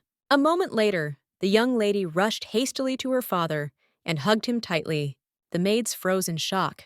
They didn't know what would happen now. They knew that the young lady still had a small child and were worried, because they did not want her to get hurt. They whispered quietly to each other. The young lady opened her eyes and froze in shock as she saw blood. She was taken aback and looked at her hands, which were covered in blood. The young lady slowly raised her eyes to her father and saw his hard gaze. She froze looking at the Duke because she saw that he was covered in blood. She was taken aback and began to back away as he had scared her a lot. She was in shock as he now looked exactly the same as on the day of their execution. Agasa approached the master and said that he didn't expect the little lady to wake up so early. He said that it seemed like she ran here because she wanted to meet her father. The Duke sighed heavily and said that he had seen something he should not have seen. He said that it would be better for him to leave as quickly as possible. The young lady in turn froze in place, looking at her father. She saw his swollen eyes. She looked closely at the Duke and wondered if he had been crying. She knew that in the past, from the very first day they lived in different buildings, she only knew that her father was very busy as he was trying to revive her mother. She was shocked because she couldn't even imagine that he would cry. She looked at us with her father's gaze because she understood that even in this life, he had lost his Vivian. She in turn tried furiously to pretend that she didn't care and that it had nothing to do with her. She understood perfectly well that her father was just a man who had lost his way after losing his wife. She understood that he was not just a villain. The young lady was furious because she knew that this could not go on, and he should not live like a villain. She looked at her father and called out to him. She slowly approached him and said that if she were her mother, she would be worried. The young lady told her father that her mother had told her that skipping meals was very bad. The Duke in turn froze in shock, as he did not expect to hear such a thing. She looked at him with a smile and said that she would be worried that he might get sick from the hunger strike. For a while they looked at each other in silence without saying a word. After a while, the Duke said that in that case he would eat some food. The young lady was very happy as she knew that this was a small victory. He came closer to her, and she froze in place in shock. The Duke looked at everyone present with a bow and said that they should prepare some bread for him and for the child what she usually eats. The young lady was shocked and also very surprised because it was the first time in her life that he had taken her in his arms. She was surprised because it was the first time that they would have lunch together. Some time later, they were sitting in the dining room. The young lady thanked everyone with a smile for the wonderful food. She slowly enjoyed the delicious food as all the dishes were prepared, especially for her. The Duke looked closely at the young lady and said that she seemed to have a very good appetite.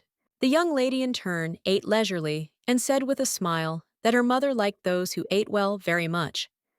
She looked closely at her father and asked if he was not eating. He said that he was eating now. She looked at him intently and asked when it was now. The Duke in turn did not answer and looked intently at the bread. The chef looked at the Duke puzzledly and asked if he wanted to try something else.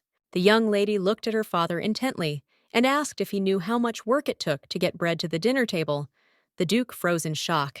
She looked at him intently and asked him if he thought bread just fell from the sky.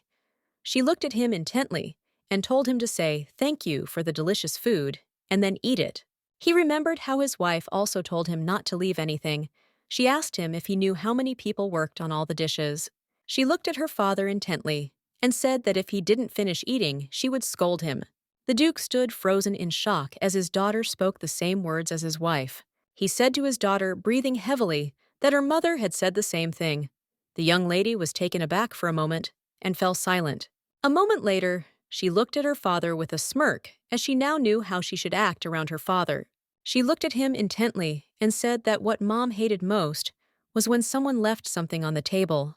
The Duke drooped and looked intently at the bread he held in his hand, for he had no appetite at all. The young lady, with tears in her eyes, said that her mother would be very upset if she saw this. She said that it was very bad, and she was very worried. The young lady froze because she saw that her father put the bread aside. She looked closely at her father, who was very upset. She thought that she seemed to have gone a little too far. The Duke looked at his daughter closely and asked if mother would scold her. Felicia was in shock. She wondered if he really said that. She didn't know what to answer to his question and timidly began to mumble something. A moment later, she said that her mother would have grabbed her by the cheeks, and she would have had to lose her precious cheeks. The Duke looked closely at his daughter and calmly said that with such an appetite, she could sleep peacefully. He finished his bread and wished her bon appetit. The young lady was shocked.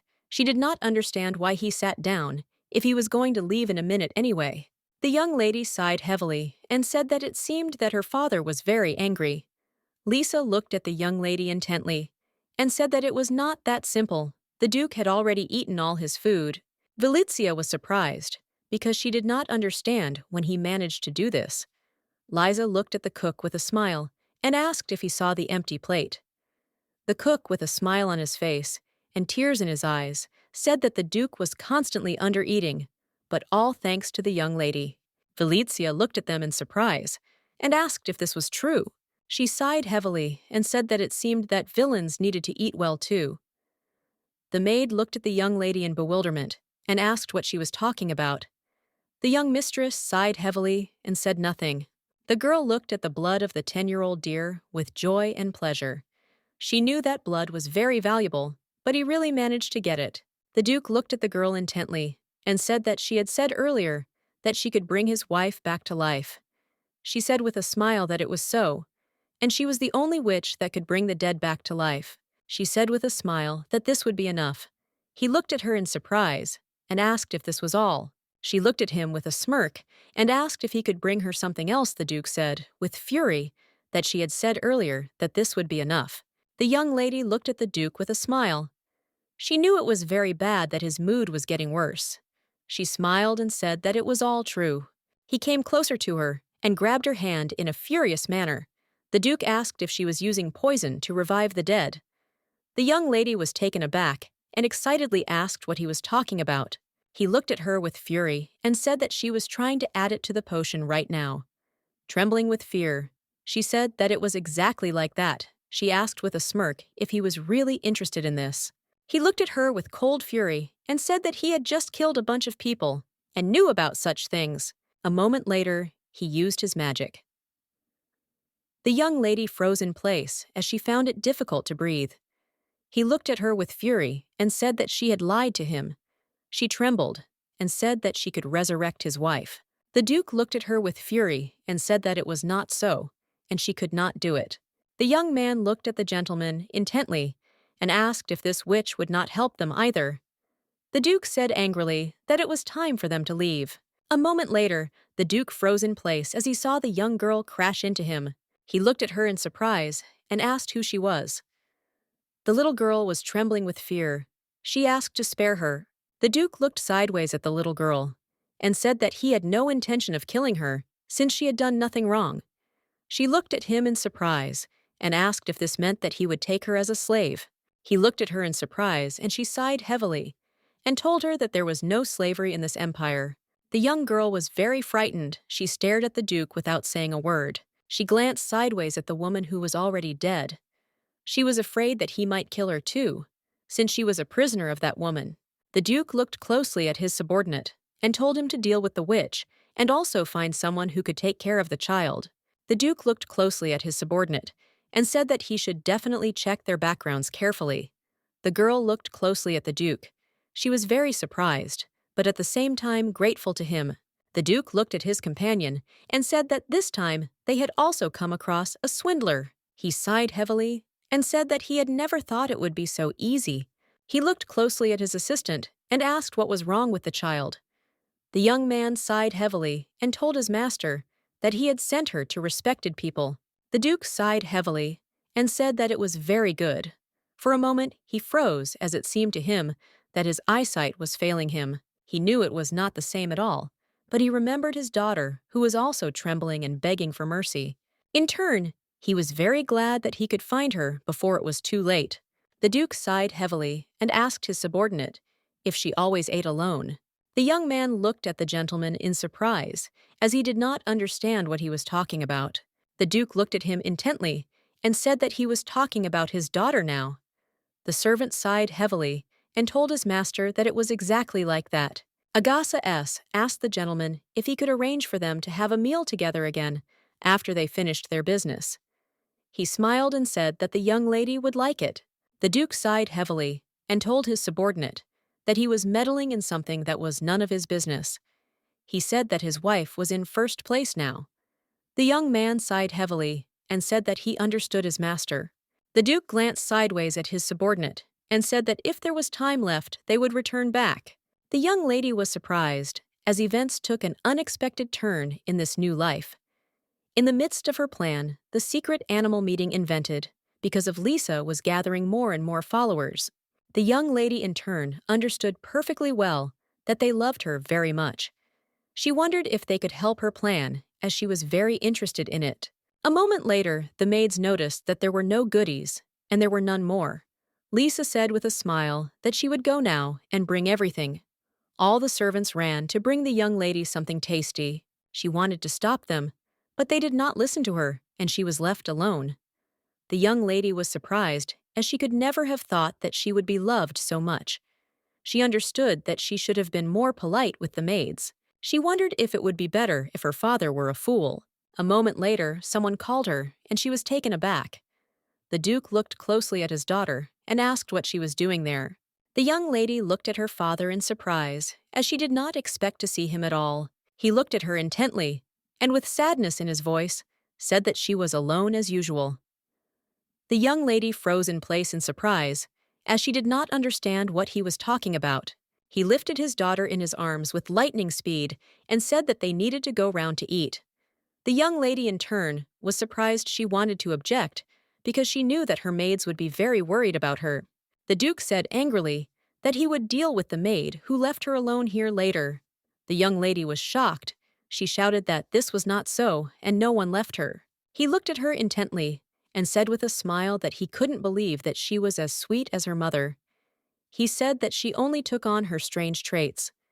Vilisha looked at her father with bewilderment, as she didn't understand what he was talking about. Sometime later, they were eating together in the dining room.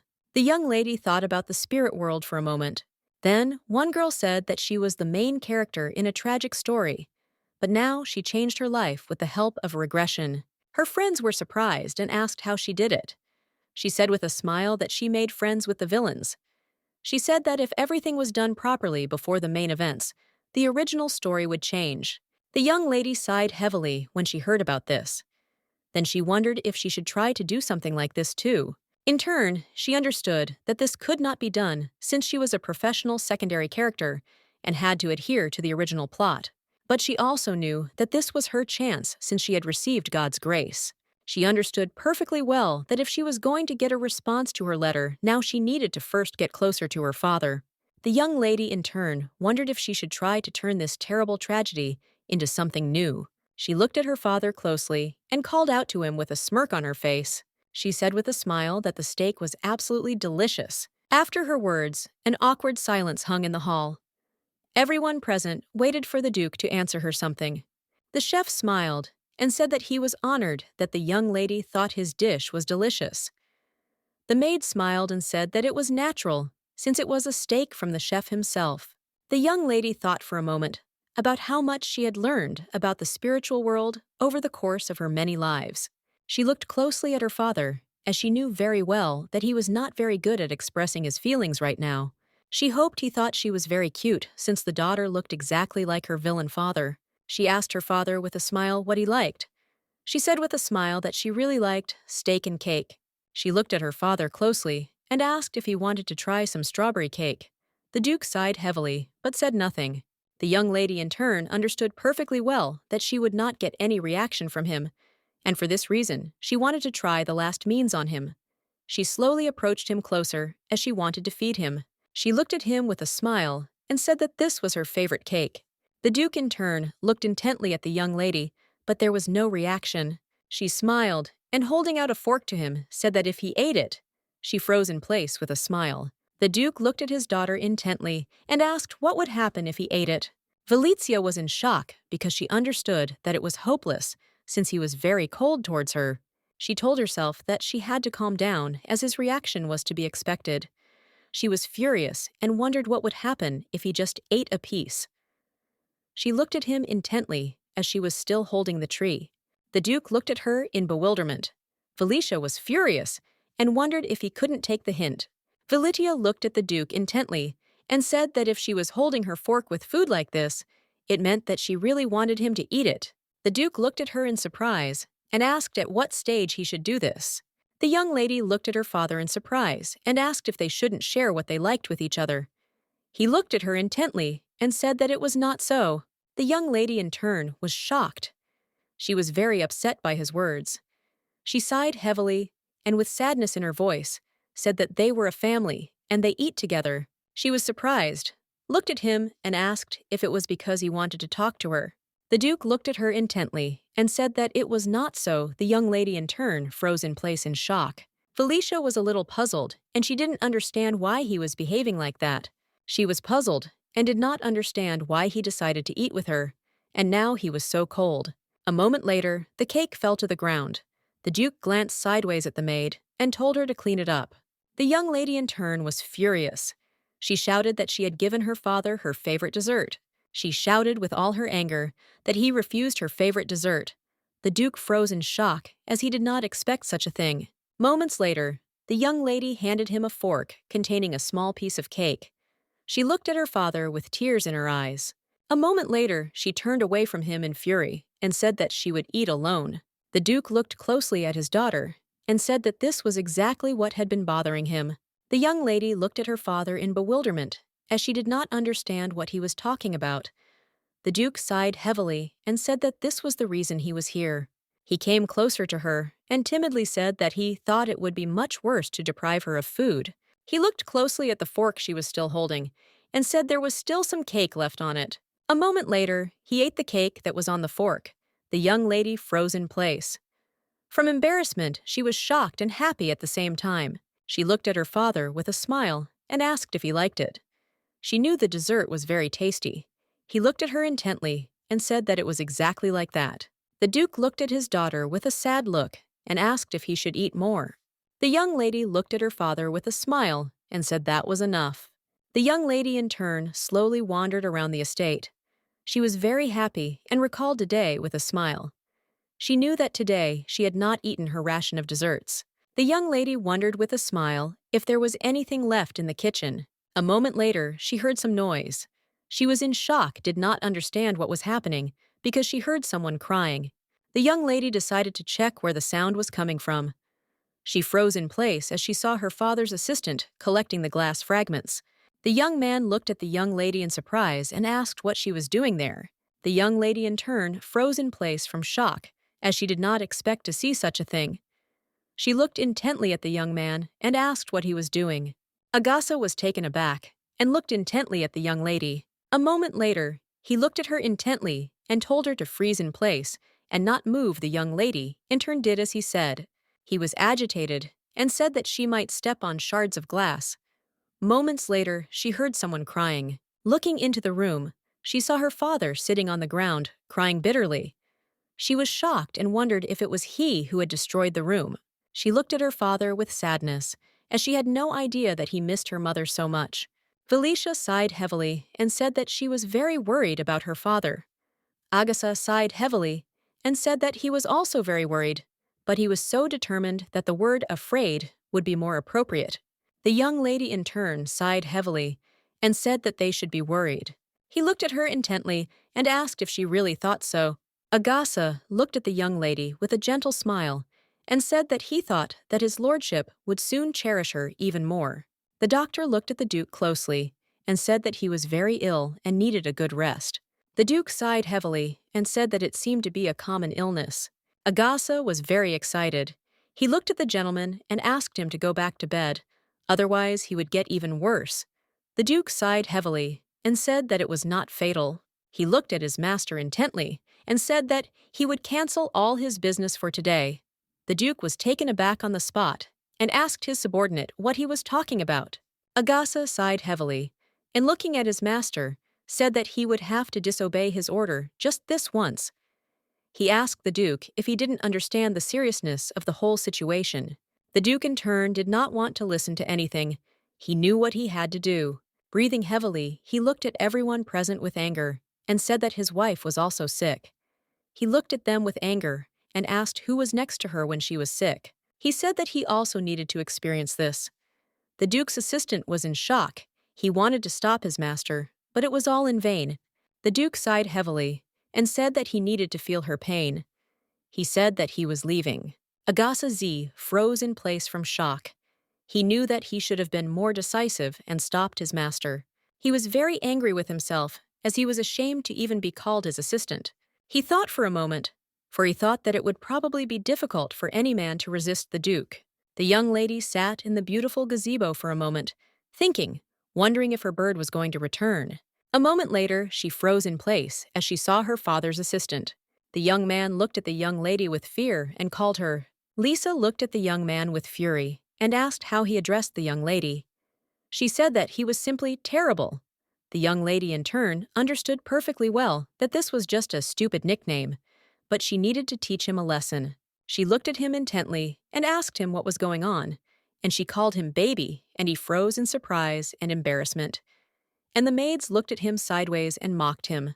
A moment later, he decided to tell her why he came to her, but he did not have time to begin to tell her this situation when suddenly the doctor ran up to the young lady and called hers. The doctor looked at the young lady with concern and asked her to stop the Duke. The maid looked at the doctor in surprise and asked if everything was all right with him as she saw his worried face. Agasa looked at the young lady intently and said that his lordship had completely gone mad. Everyone present froze in shock, as they did not expect to hear such a thing from the Duke's assistant. Lisa looked at the young man in surprise. She was very angry and simply could not believe that he was saying such things about the Duke. Agasa sighed heavily and said that the Duke was still ill, but he had decided to leave the estate. He was very puzzled by this situation. Looking at the young lady, he said that if the Duke left in such a bad state, it would only make things worse for him. The young lady in turn frowned and thought.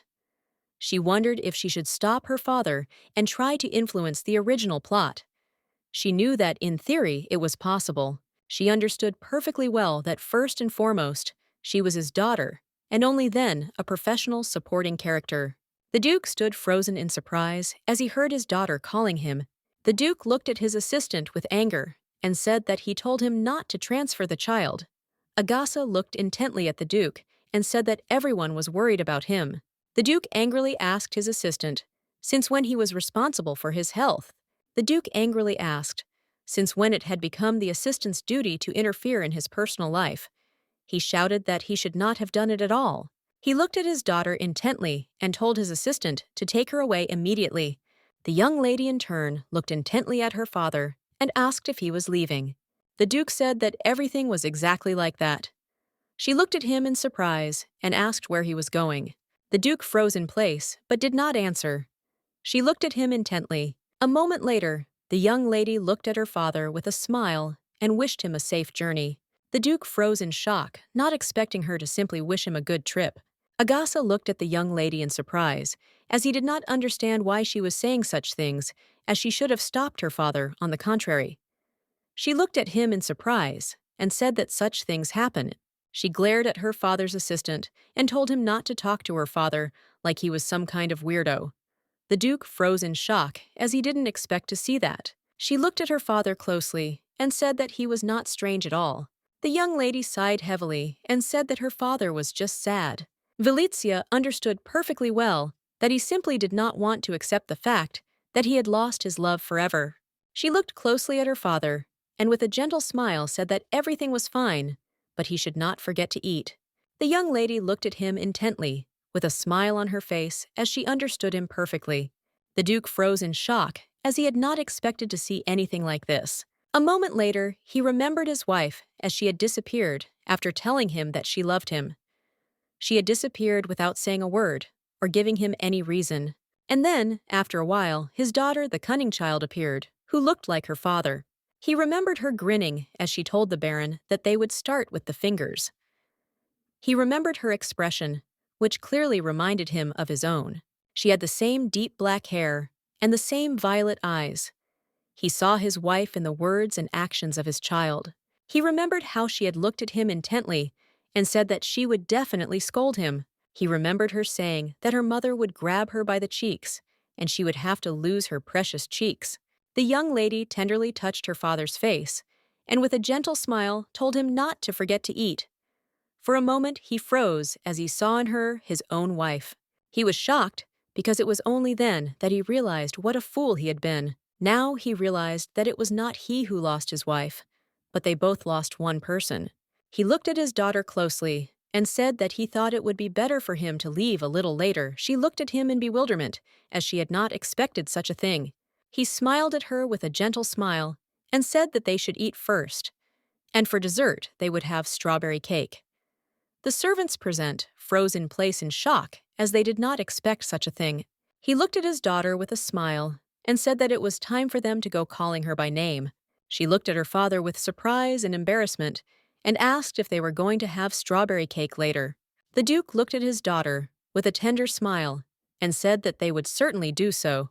He smiled and said that this time Dad would eat everything without dropping a single piece. Valizia Z froze in place from the silk, as she did not expect to hear such a thing. But a moment later, she changed her expression and looked at her father with a smile, for she was very happy. The doctor looked closely at the young lady and said that she should open her mouth wider. Valizia in turn did everything as the doctor said without resisting. He looked at her closely and said with a smile that she was healthy and everything was fine. The young lady in turn was very pleased. She did not know whether she had played the role that she had slapped herself on the cheeks, but he kept his promise and became her devoted doctor. She looked at him with a smile and thanked him for examining her. He smiled and thanked her for staying healthy. He looked closely at the young lady and asked with a smile if she was dining with the Duke that day. She smiled and said that she was. He looked at her intently and said with a smile that from now on, this would become an integral part of her life. The doctor looked at the young lady closely and said that they were very worried about his lordship, and for that reason they tried to stop him. But the young lady actually saved the situation. Valicia said puzzledly that she did nothing at all. He looked at her intently and said with a smile that he had a gift for her. The doctor looked at the young lady with a smile and said that he would prepare a nutritional supplement for her that would help her grow faster. He looked at her intently and said that from now on, the young lady would become the strongest in the empire. Valicia was in shock, as she did not expect to see something like this from the doctor. She looked at him intently, for she saw that he was beaming with happiness, for he was pleased that he had brought her such a gift. She decided to play along with him a little, and said with a smile that she would take a food supplement and become the strongest in the empire. She asked him for forgiveness, but this was the maximum of false emotions. He looked at the young lady intently and said that even now, she was already the strongest in the empire. Moments later, they heard some noise. Agasa slowly entered the young lady's room. Valicia looked at him closely as she saw that he was worried. He looked at her intently and asked how she was feeling. She looked at him in surprise and asked if he had really come as if he had been ill. The young man said that he was not ill at all, as he simply wanted to see the little lady, and for that reason he had come. She looked at him in surprise and asked if he really wanted to meet her in person. A moment later, he fell to his knees and called out to the young lady.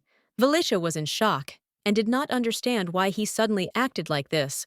He looked closely at the young lady and thanked her for having managed to dissuade the Duke from going.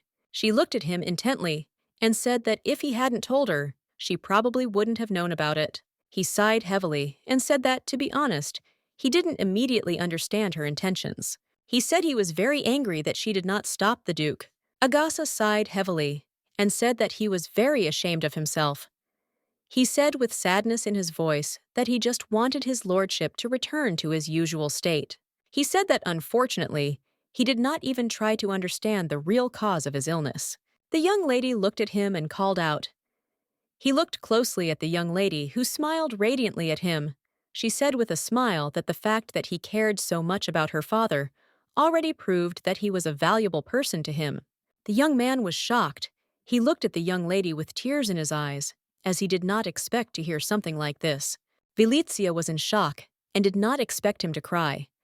She expected a different reaction from him and did not want to make him cry at all. He sighed heavily and said, "Young lady," that he thought he was not worthy of being called an assistant. A moment later, they heard someone's voice and turned around. They froze in place as they saw the Duke in all his glory. The Duke looked at his assistant with fury and asked what he was doing in front of the child. Agasa sighed heavily and said that the young lady had spoken very wise words.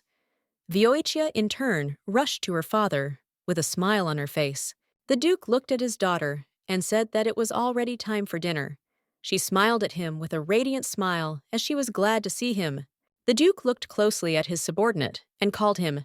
Agasa, in turn, without looking up at the gentleman, said that he was listening to him. The Duke sighed heavily and told his assistant that if he was crying for him, he should do it in front of him. The Duke looked at him intently and told him not to frighten the child without reason. Agasa looked at the Duke in surprise and shock, as he did not expect to hear such a thing. The young lady in turn froze in shock on the spot, as she also did not expect to hear such a thing from her father. The Duke sighed heavily and told his assistant that he couldn't even believe that he was leaving his job for something like this. The Duke said that he was very disappointed. The Duke looked sideways at his assistant and said that he needed rest. The young man was shocked, as he did not expect such a thing. After the Duke left with his daughter, he told the Duke with tears in his eyes that he would serve him for the rest of his life. He shouted that no matter what happened, he would not give up in the future. The maids were shocked. They did not understand why he was behaving like this. The Duke sighed heavily and said that his assistant had simply gone crazy. Everyone present laughed. Agasa, you heard the Duke's words, and with tears in his eyes, asked him why he was talking like that. After the day when the Duke fell ill, he remained at the estate, although the young lady at first thought that he would leave immediately after their joint dinner. The Duke looked at the doctor with fury and asked why he did not report immediately that the child was sick. The Duke said with fury that if this was done on purpose, then he would be in trouble. The Duke learned that the doctor had been visiting the young lady, frequently concerned about her psychological state, so he stayed at the estate for an unusually long period of time until she got better. The young lady, in turn, was a little puzzled, as she did not know what was happening. The Duke looked closely at his daughter and called her. The young lady looked at her father in surprise, as she was well aware that the invisible wall between them had fallen. The Duke said that he was going to go downtown today. He sighed heavily and said that he had heard that an alchemist was hiding there who could resurrect the dead. She knew that she had fallen between the walls and that he had started telling her where and why he was going. She sighed heavily because she knew that all these people were swindlers. She looked at her father closely and asked when he was going to go into town. Cassie said he would like to do so before dinner. She in turn was very pleased with herself, since eating at a certain time is a strict tradition. She knew his role was to be the villain, but it was important to maintain a work-life balance. She looked at her father closely and said with a smile that she agreed with him and also wished him a safe journey. The night that was supposed to be serene. The estate was turned upside down. Valizia held the cake tightly in her circles and stared out the window as she waited for her helper bird to fly to her. Valizia sighed heavily as she realized that the bird would not fly in today either. She wondered if she was busy with something else. She sighed heavily because she knew that she had to find out immediately what that suspicious letter wanted from her. A moment later, she heard the bird calling her. He asked her not to take the cake away. The titmouse was outraged. He asked if she wasn't going to give that cake to him. The young lady in turn turned around and saw her bird. She was very glad that he had finally flown to her. She said with a smile that she had been waiting for him and handed him the cake. Titmouse fell into the cake with a crash. The young lady was shocked and froze looking at the bird. He looked at the young lady intently and said with a smile that he had a letter for her. He smiled and said that she could read it while her assistant ate. The young lady in turn was very happy as she had been waiting for this for a very long time. She looked at her assistant with a smile and said that she had something to do and he could eat cake in peace. He agreed with a satisfied smile. The young lady thought that this letter would tell her to follow the original plot. She looked at the letter intently and with surprise, for in it she saw praise for the improvement of her relationship with her father, warning her that leaving the estate was very dangerous and asking if she would like to ask him not to do so. They were sure that he would listen to her, since his daughter's words were law for him. The young lady in turn was surprised, since she understood that they wanted to change the original. She was surprised and did not understand what they wanted to achieve. She understood that this person was in no way connected with her father, but it was strange to read something like that. The young lady in turn understood perfectly well that everything was connected because of her return to the past. The bird assistant looked at the young lady in surprise and asked what had happened, as her face had changed greatly and she had become quiet. The young lady wondered for a moment if it was normal for the plot to change. He flew closer to her and asked anxiously if she could hear him. The young lady thought of everything. Since she wanted him to know a lot, he was excited. He did not ask the lady if she was ignoring him. A moment later, he could not stand it any longer, since she did not answer him. With the speed of lightning, he pecked at her. Valizia looked up from her letter and stared at him. Titmouse stared at the young lady and said that he had recreated the question for her.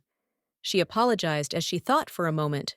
She looked at her assistant intently and asked if she would write a letter and he would be able to deliver it.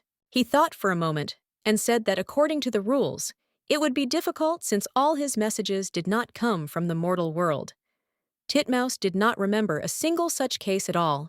The young lady looked at him with alarm and asked if he could tell her who had written the letter. He turned away from the young lady and said that, of course, he would not tell her. He looked at her intently and asked if she had forgotten the situation she was in. Valizia looked downcast and said that, of course, she knew everything, but she never thought that everything would be exactly like this. She looked closely at her assistant and asked if it was really impossible to find out anything from the author or even write an answer. He sighed heavily and said that it was exactly like that. A moment later, the young lady tore the letter up in front of him in fury. He looked at her with surprise and confusion and asked what she was doing.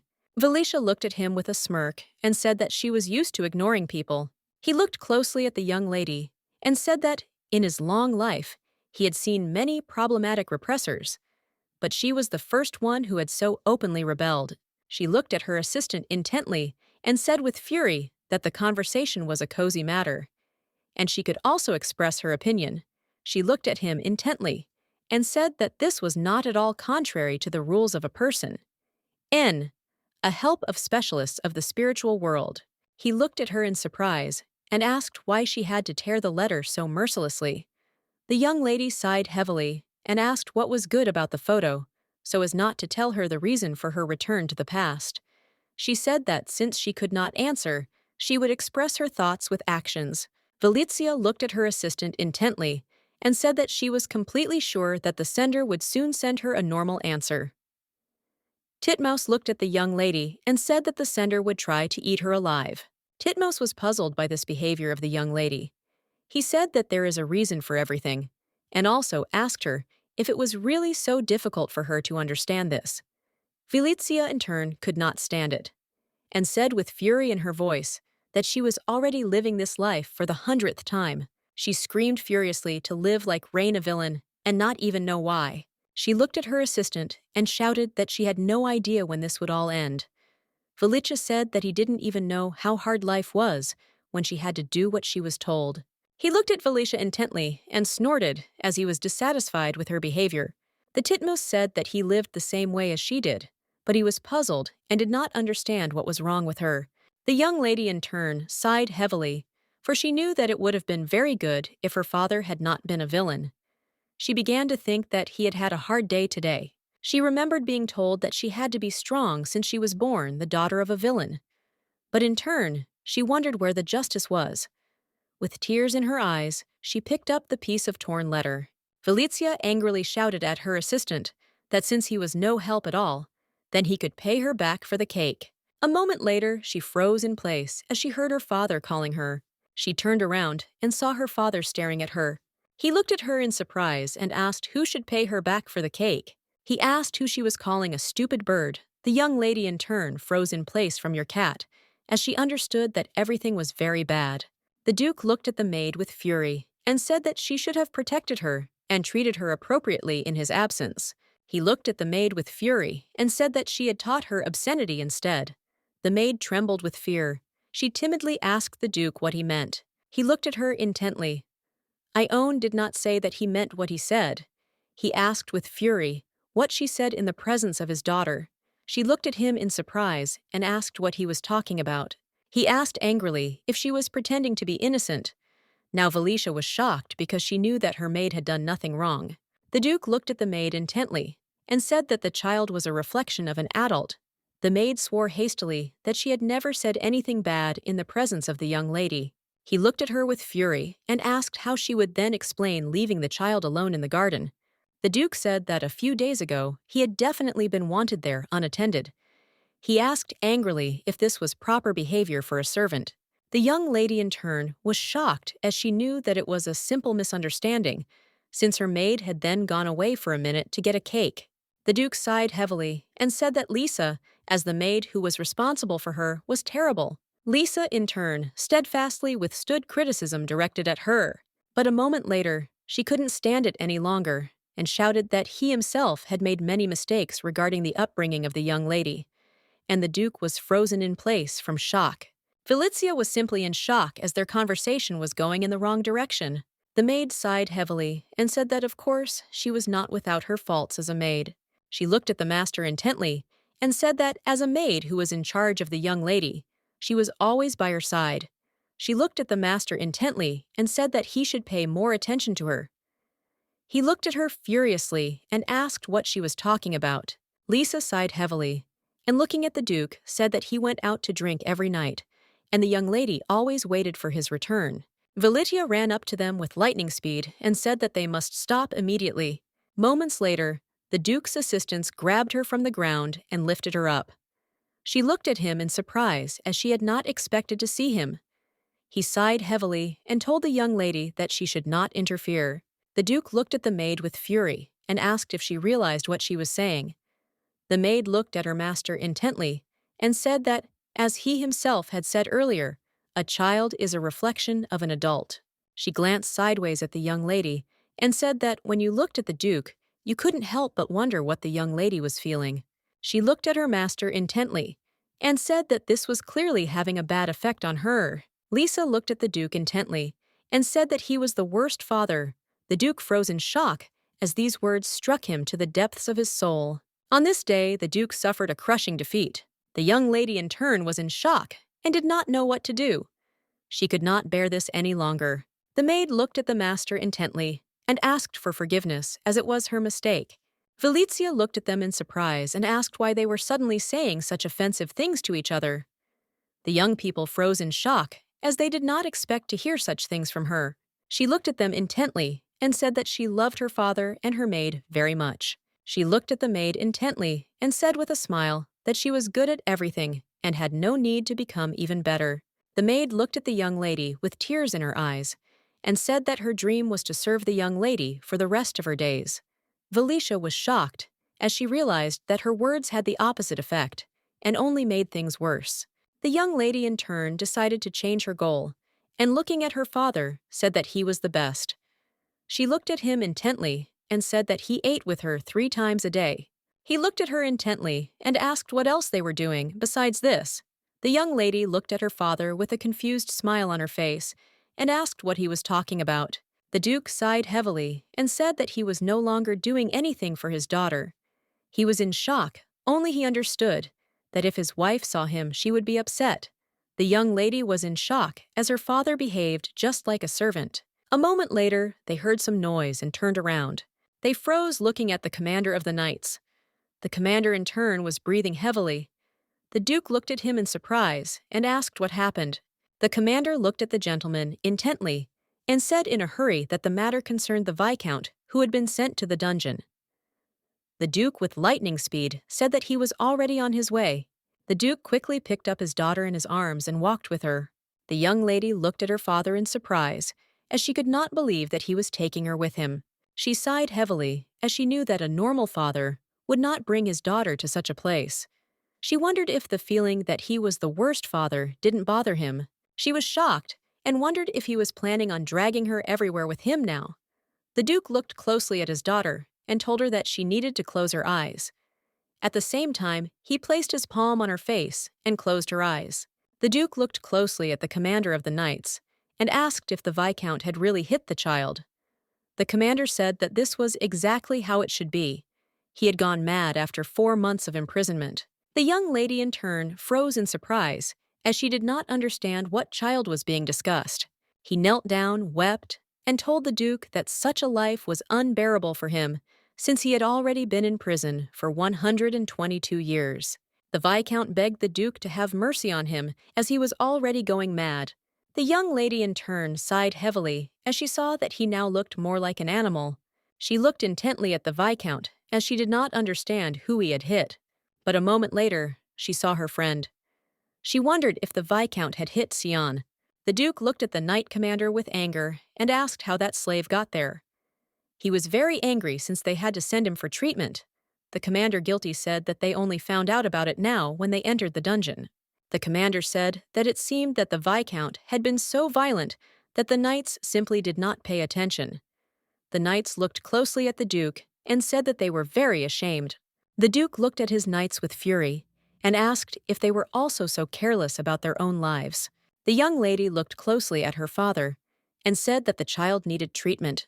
The Duke looked at his daughter in surprise and asked who needed treatment. She looked closely at her father and said excitedly that it was Seon who needed treatment. She said that they were the same age and he clearly needed help. She looked closely at her father and said that she liked a dad who treated children. The Duke, with lightning speed, ordered the knights to quickly show the child to the doctor.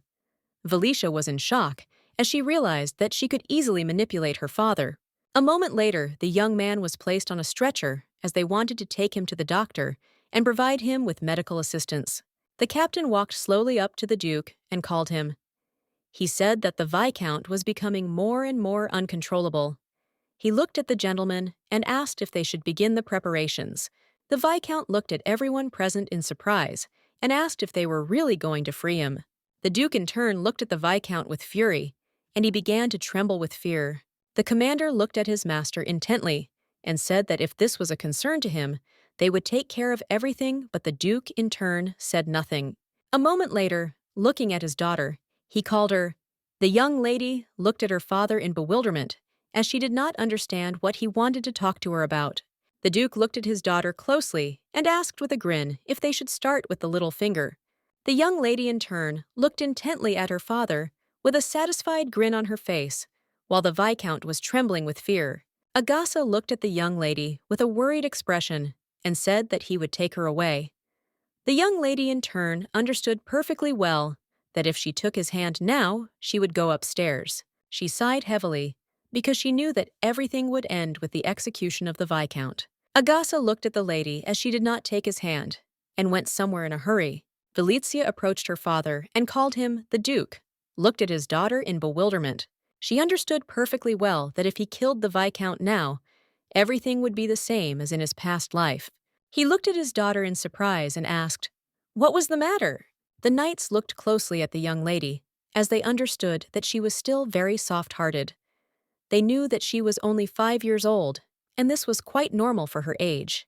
They looked closely at the young lady and said with a smile that she did not need to worry, as they would do everything in their power, and it would be painless. Valicia looked at her father intently and said that she needed money.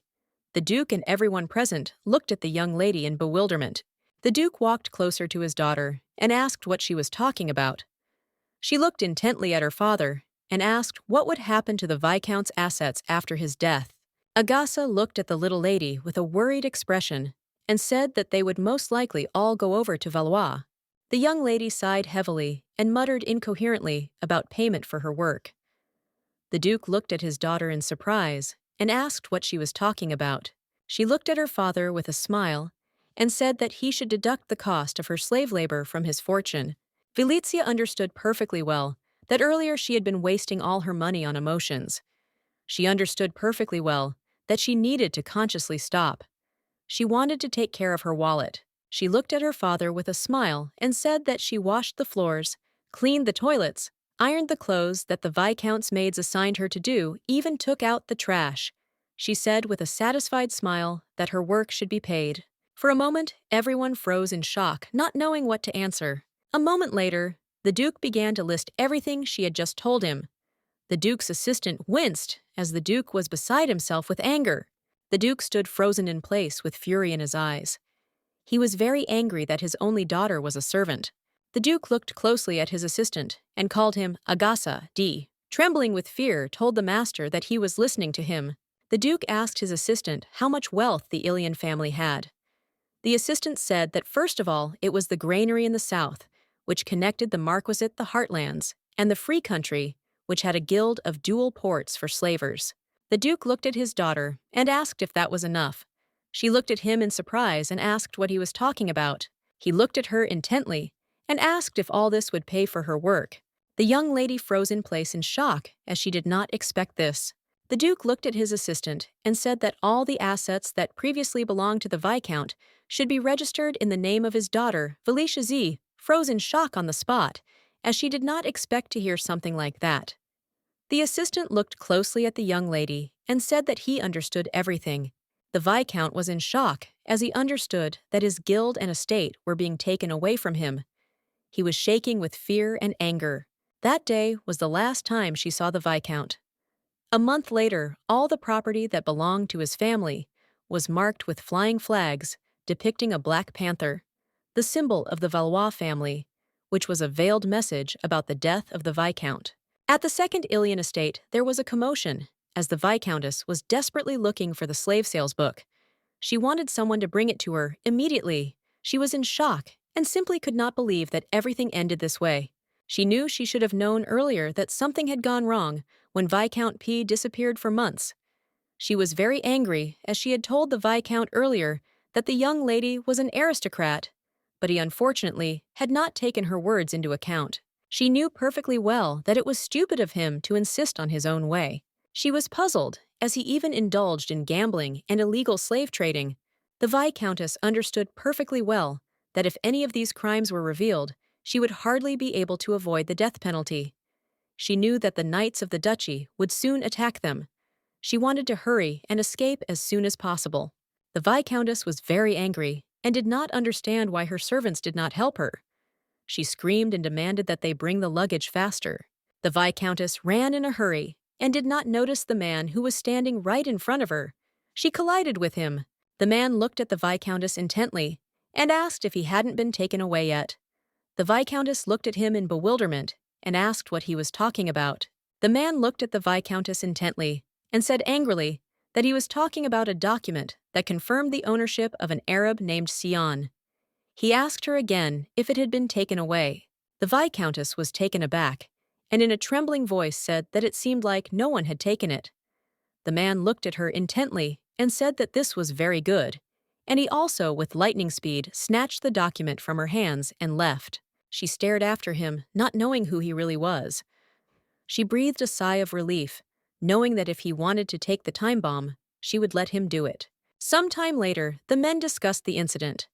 They were not even surprised that the Viscount was executed, since they had heard that he had treated the Duke's sick wife terribly.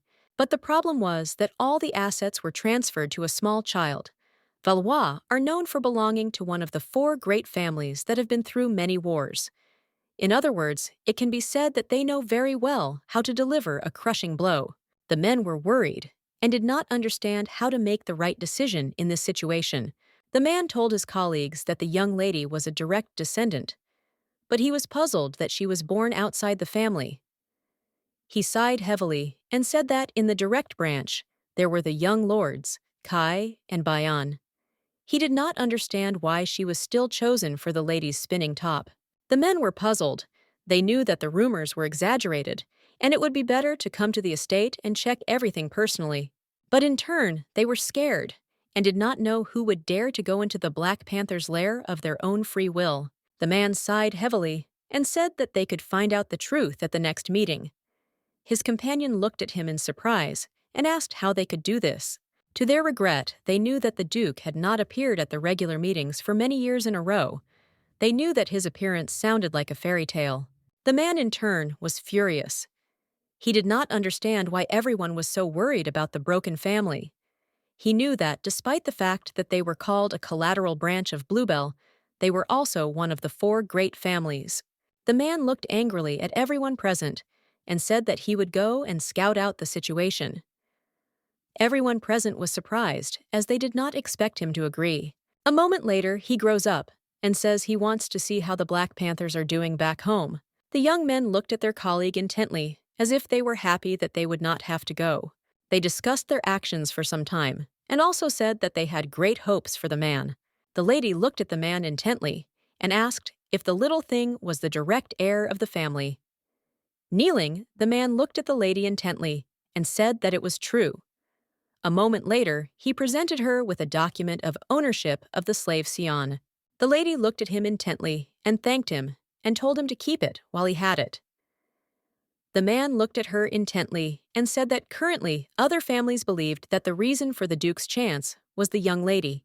The man looked at the lady intently and said that he would handle it.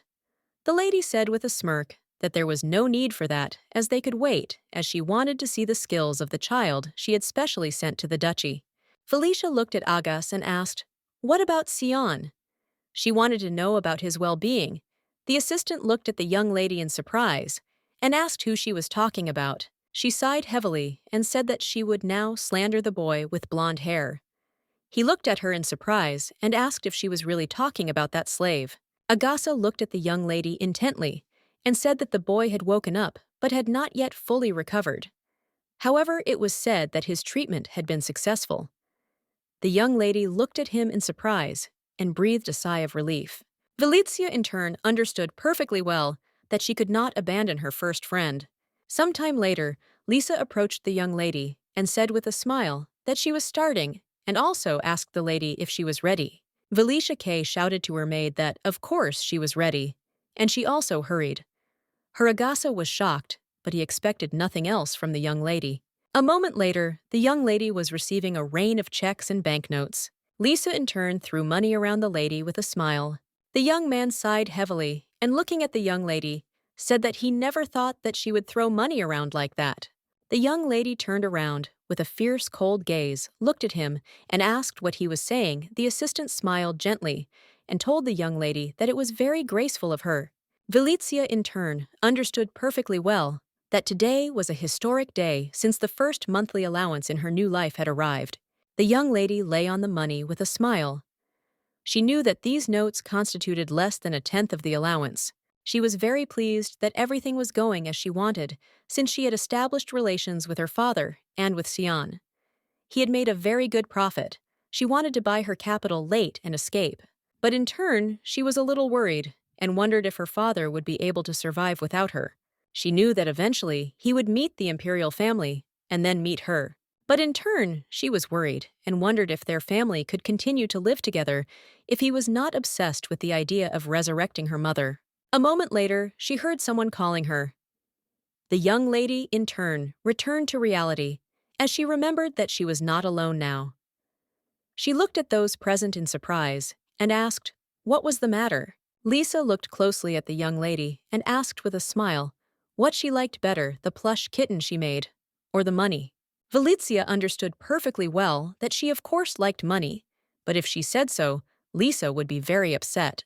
The young lady in turn hesitated, not knowing how to answer. A moment later, she said with a smile that she liked money better. Lisa smiled as she expected a slightly different answer.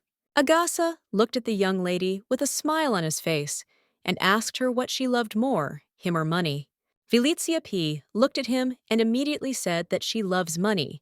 She asked in surprise, why ask such obvious things? The young man was surprised and upset, since she did not hesitate for a second. A moment later, the Duke approached her and asked her what she loved more, her father or money. The young lady wanted to answer with lightning speed, but hesitated a little.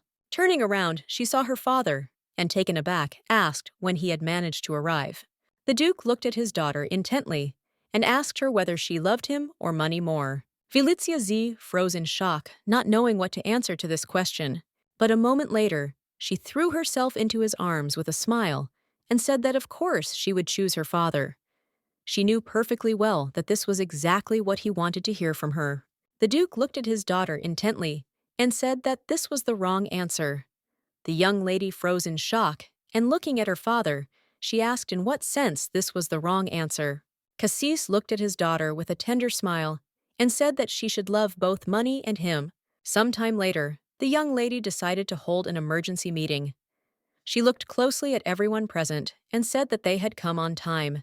Valizia number 1 looked intently at everyone present and said that even though she had a more important position, she could not be late. Valizia number 2 sighed heavily and asked if they were not the same person, since it was all obvious to her. The young lady in turn froze in place as she felt that this was going to be a long and difficult discussion. She looked intently at everyone present and said that they needed to start their meeting. She came to her dream after she ate cake and went to bed.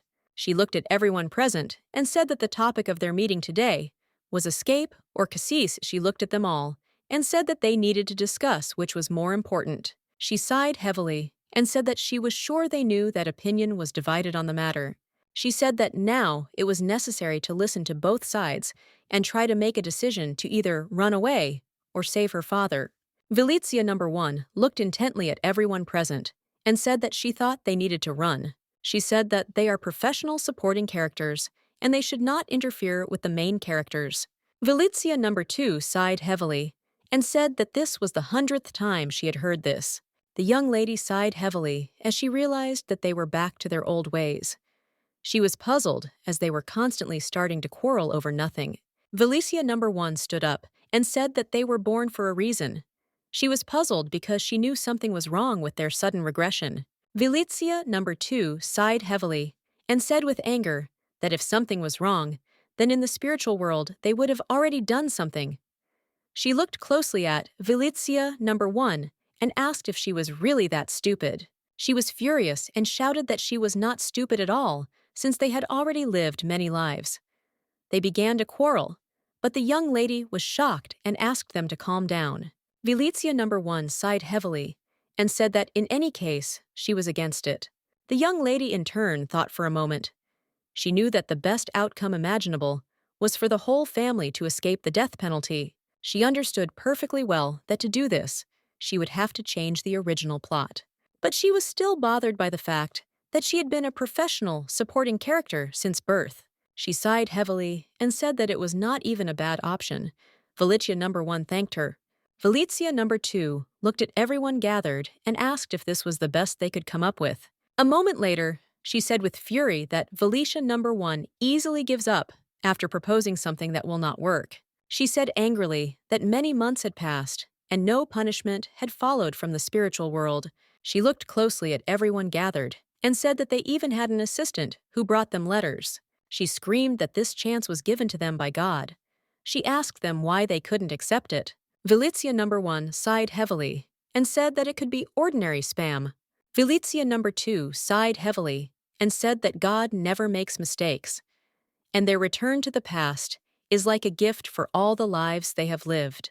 The young lady froze in shock, not knowing what to do or what to believe. A moment later, she sighed heavily and said that of course that made sense. She knew that the very fact that a minor character had returned to the past was already sufficient evidence. She understood perfectly well that this was a huge chance to change the original story. But she was alarmed by the fact that lately, after everything that had happened, there had been no connections with the spirit world. She understood perfectly well that this meant that they had problems there. She was a little surprised and alarmed that the said divine favor was bestowed upon a professional minor characters. She knew that now the only thing that could be used as a clue was the mysterious letter that the dumb bird had given her. The young lady was in shock as she understood that this was all very difficult for her. Valicia number 2 looked at her hard and said that she should think about it very carefully. She looked at her hard and asked if she could really run away at 16. The young lady looked at her in surprise and firmly said that, of course, she could escape. She looked at her in surprise and asked if she would really abandon her maid. Lisa Valicia looked at her and said that, of course, she would take the maid with her. Valicia number 2 began to list everyone with whom the young lady had recently become friends. Valicia Z froze in place.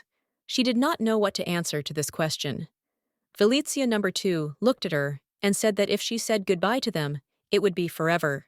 She looked at the young lady intently and asked if she could really leave them behind. Valicia froze in place, not knowing how to answer that question. She looked at Valicia intently and said that it was obvious, because if the Valois family died, she would no longer live so happily. She looked at her intently and asked if she was sure that she would be able to see her father die again. The young lady sighed heavily and quickly replied that she couldn't do that. Valicia said that in that case, they had to protect him, and as the daughters of a villain, they had to protect them from the villain's father. They looked closely at the young lady as they knew that she was right, and that they must protect their father. Rejoicing that they had come to an agreement, they said that they would certainly protect their father. Thus the long, intense discussion ended peacefully. Valicia number 1 looked at everyone present and said with a smile that they should make sure that the father became the best for his daughter. She said that they should be nice and perfect. Valicia number 2 looked at her intently and asked if she was sure they would succeed. The young lady smiled and said that she didn't know at all. Valicia number 2 sighed heavily and said that they needed to come back down to earth. She looked at everyone present and asked if it was time for their father to start playing his role as the villain. The young lady in turn looked intently at those present and told her that she was right.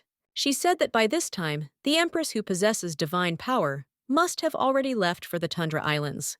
Valicia number 2 sighed heavily and said that their father would meet the Empress there and be reborn as a true villain. Valicia sighed heavily and said that that was exactly it, but they had to stop him from going there. The young ladies looked at her in surprise and asked how they could do this. She looked at them intently and said that when father went to the islands, he would meet the Empress. She sighed heavily and said in all seriousness that they had to prevent this at any cost. The Duke looked closely at his daughter, who was sleeping quietly, but at the same time she was muttering and calling for her father. Agasa looked at the young lady intently and said to the Duke with a smile that it seemed like he was appearing to the little lady even in her dreams. The young lady in turn was hanging around in Bosnia and said that they should end the meeting here. The Duke looked closely at his sweet little daughter, who was sleeping quietly. He looked at her closely and said with a smile that she was noisy even when she was sleeping. The knight looked at his master intently and asked if it was really okay to leave without saying goodbye. The Duke sighed heavily and said that he could not do anything, as he did not want to wake the sleeping child. He sighed heavily and said that they would not see each other for about 3 weeks. The Duke froze in shock as his daughter tenderly took his hand and quietly muttered something sleepily. He leaned closer to her and heard her calling him. He looked at his daughter closely and asked if he could take her with him. The knight commander was shocked by such a statement. The Duke looked at everyone present and said that his daughter was holding his hand, and he couldn't get out so easily. The knight looked closely at his master and said that the Suvorov Islands have a cold climate, and it is very difficult to breathe there because of the snow. The Duke sighed heavily and said that he knew this. A moment later, the Duke looked at his assistant and called him. The Duke hastily told his assistant that he planned to be away for about 3 weeks, and perhaps even longer. He looked coldly at his assistant and said that his daughter should be fine. He looked at him intently and asked if he understood. Agasa looked at the master intently and said he understood everything. The next morning, the young lady woke up and was full of determination. The maid slowly approached the young lady and said with a smile that it seemed she had woken up. Valitia rushed towards the maid with lightning speed and a smile on her face. She hugged the maid tightly as she was glad to see hers. She looked at Lisa intently and called her, "Lisa," told the young lady with a smile that she was listening to her. Valitia told her maid with a smile on her face that she had never irritated her.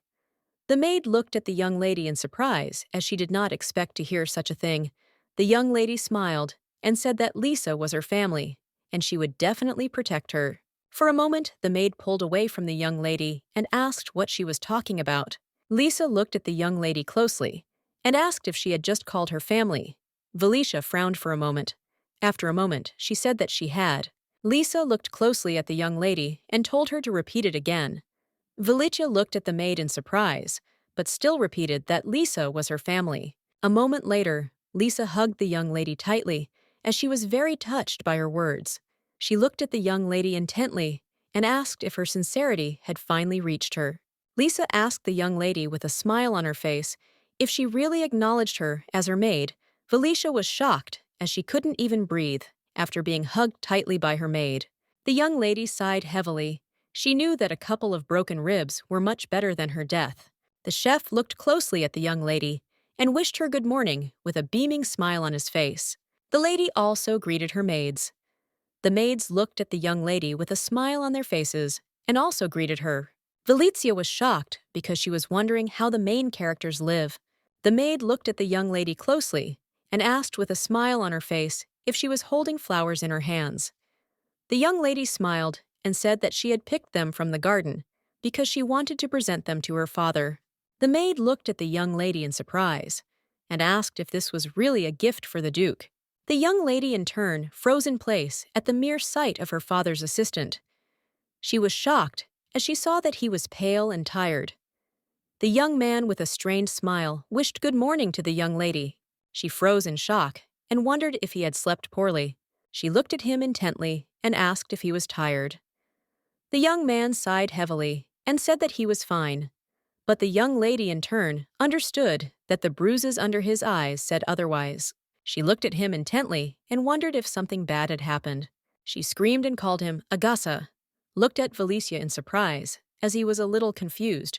She came closer to him with a smile and said that she didn't know what happened, but everything would be okay. He looked closely at the young lady and said with a smile that this was the first time a 5-year-old had given him advice. She looked at him intently and said with a smile that she was first and foremost her father's direct descendant, and only then a child. Agasa smiled and thanked the little lady for her support. The young lady put the glass on the table with a smile. She was amazed as she felt very refreshed after the fresh juice. She also ate a wonderful salad with tender duck.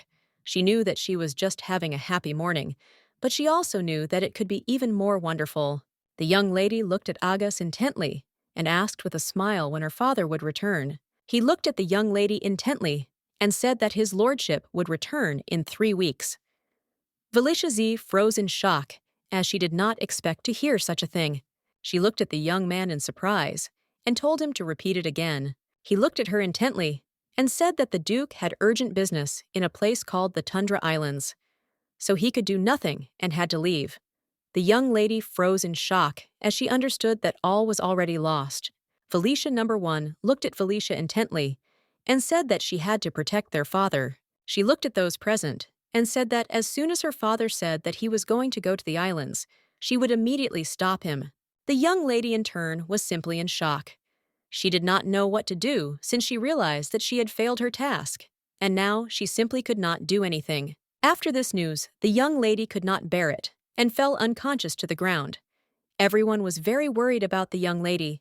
Felicia was furious. She did not understand why father was doing this to her. Felicia was shocked because she understood that previously he had regularly taken into account where he was going, and now he had hidden very important information from her. The doctor looked closely at the young lady and asked if she had come to her senses. She looked at them in surprise and, sighing heavily, said that she seemed to have fainted. The doctor looked piteously at the young lady and said that she seemed to have been shocked by the news of his lordship's absence and therefore had fainted for a moment. The doctor looked closely at the young lady and said with a smile that, fortunately, everything was fine now, but he was still very worried about her, so he asked her to rest for a few days. The young lady, in turn, looked intently at the doctor and called him. She looked at him intently and said angrily that she had told him earlier, judge a man by his heart, not by his appearance. She looked at him intently and said that he had disappointed her greatly. The doctor froze in shock, as he had not expected to hear such a thing. Agasa stared at the doctor, who was so shocked that he couldn't get up from the floor. The first few days she skipped meals. By the fourth day, she felt calm.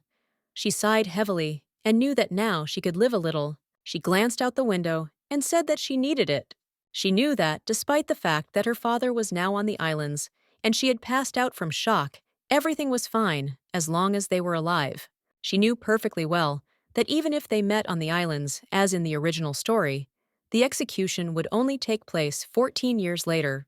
She understood perfectly well that all she needed to do was to have time to change everything as she wanted, but she was puzzled as she did not know how to do it. A moment later, she heard some noise. Turning around, she heard the maids talking about how she had finally started eating the cake. The maid looked closely at her friend and said that it was still difficult to tell whether the young lady had come to her senses, and they needed to watch her for a while. She looked at Lisa intently and said that she should look at the young lady and not protest. Lisa, in turn, sighed heavily and still agreed. The young lady, in turn, heard everything perfectly well, but she decided to pretend that she was deaf. She slowly ate the cake while the maids commented on all her actions. She was shocked, wondering if this was really a secret conversation on live television.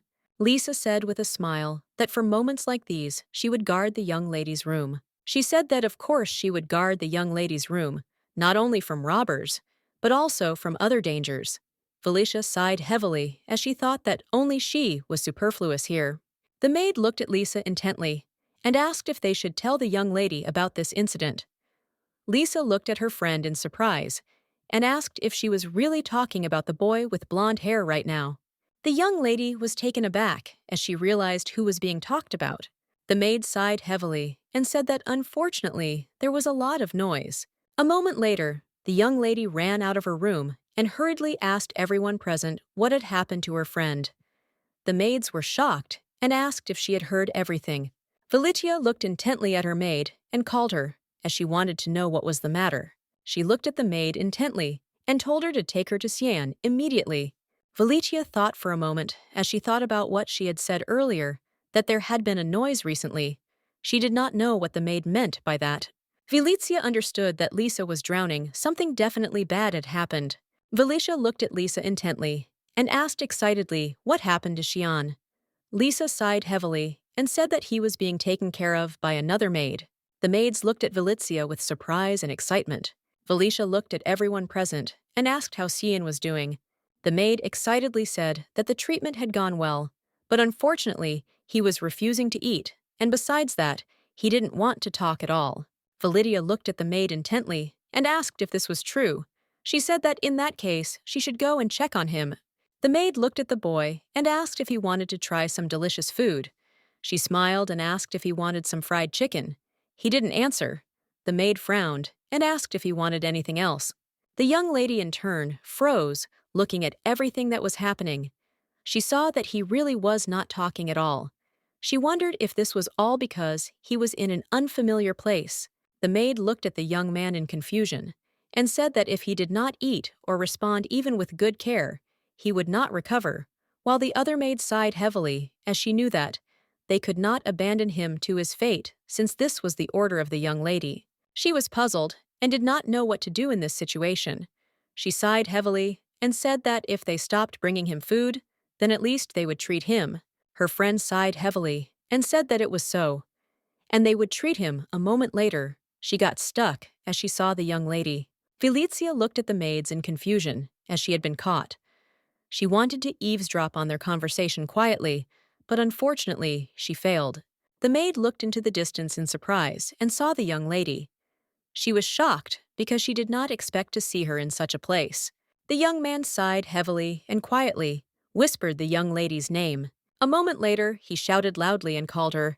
Felicia looked intently at her friend and called out to him with a smile. Xianen did not take his gaze off the young lady for some time. He slowly walked closer to her and asked if it was really her. She looked at him intently and said with a smile that it was so.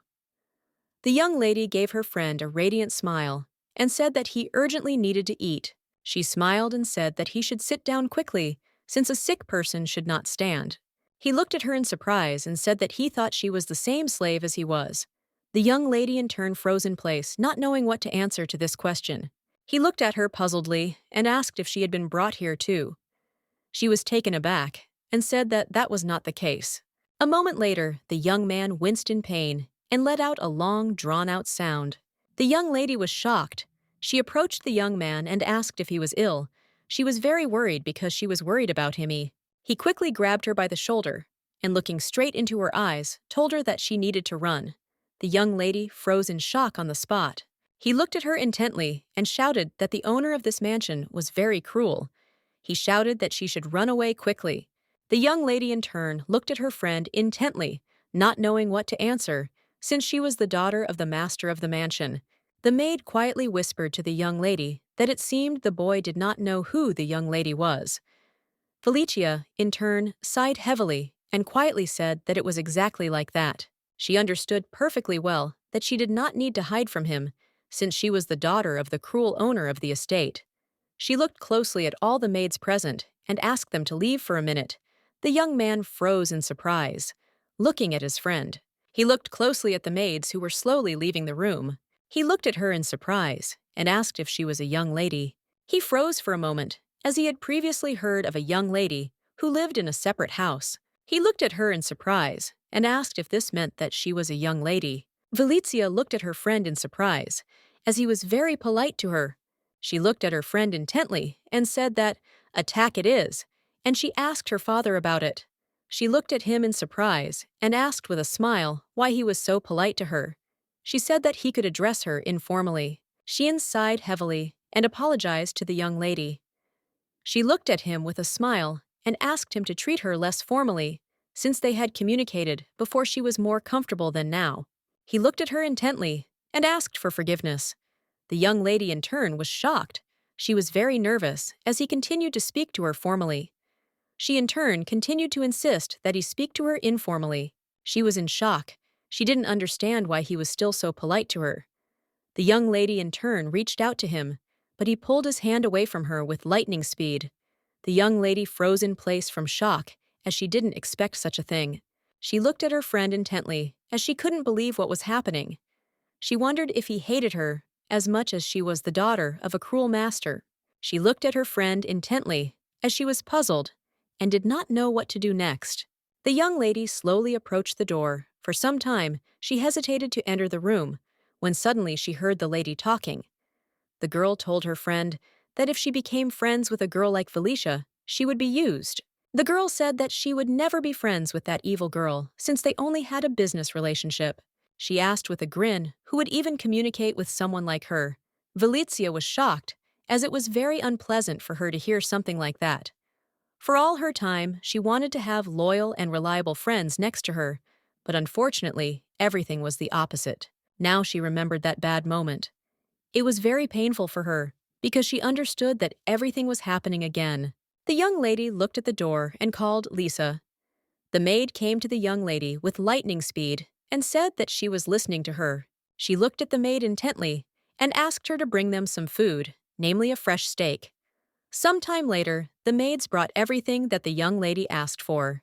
Felicia smiled at the young man and said that he needed to eat first before taking his medicine. Sia no Pashil looked at the young lady and said that he couldn't eat it because he unfortunately couldn't pay for everything. She looked at him in surprise and asked if he wasn't hungry.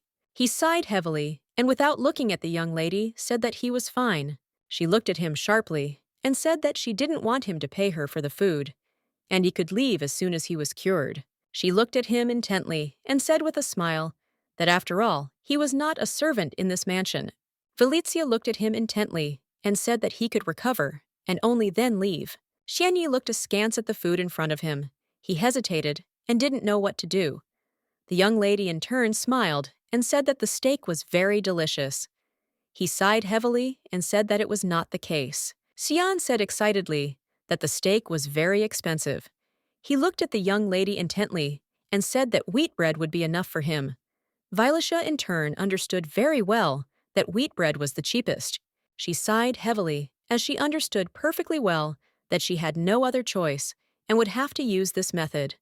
She looked at him intently and said that she could not eat a steak that did not want to eat a slave. She said that she specifically asked for the steak that she usually eats.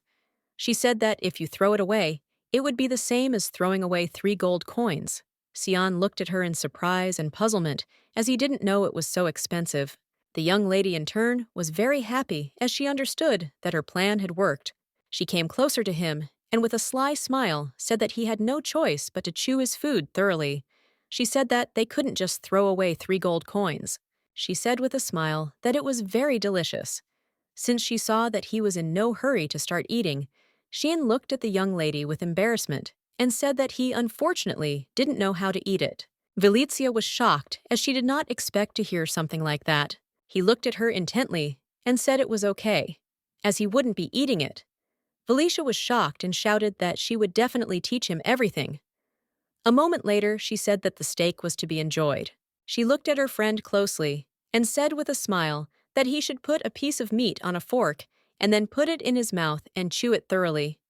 Seon was taken aback by such pressure. She looked at him intently and said angrily that he must eat it all immediately. The young man turned away and sighed heavily.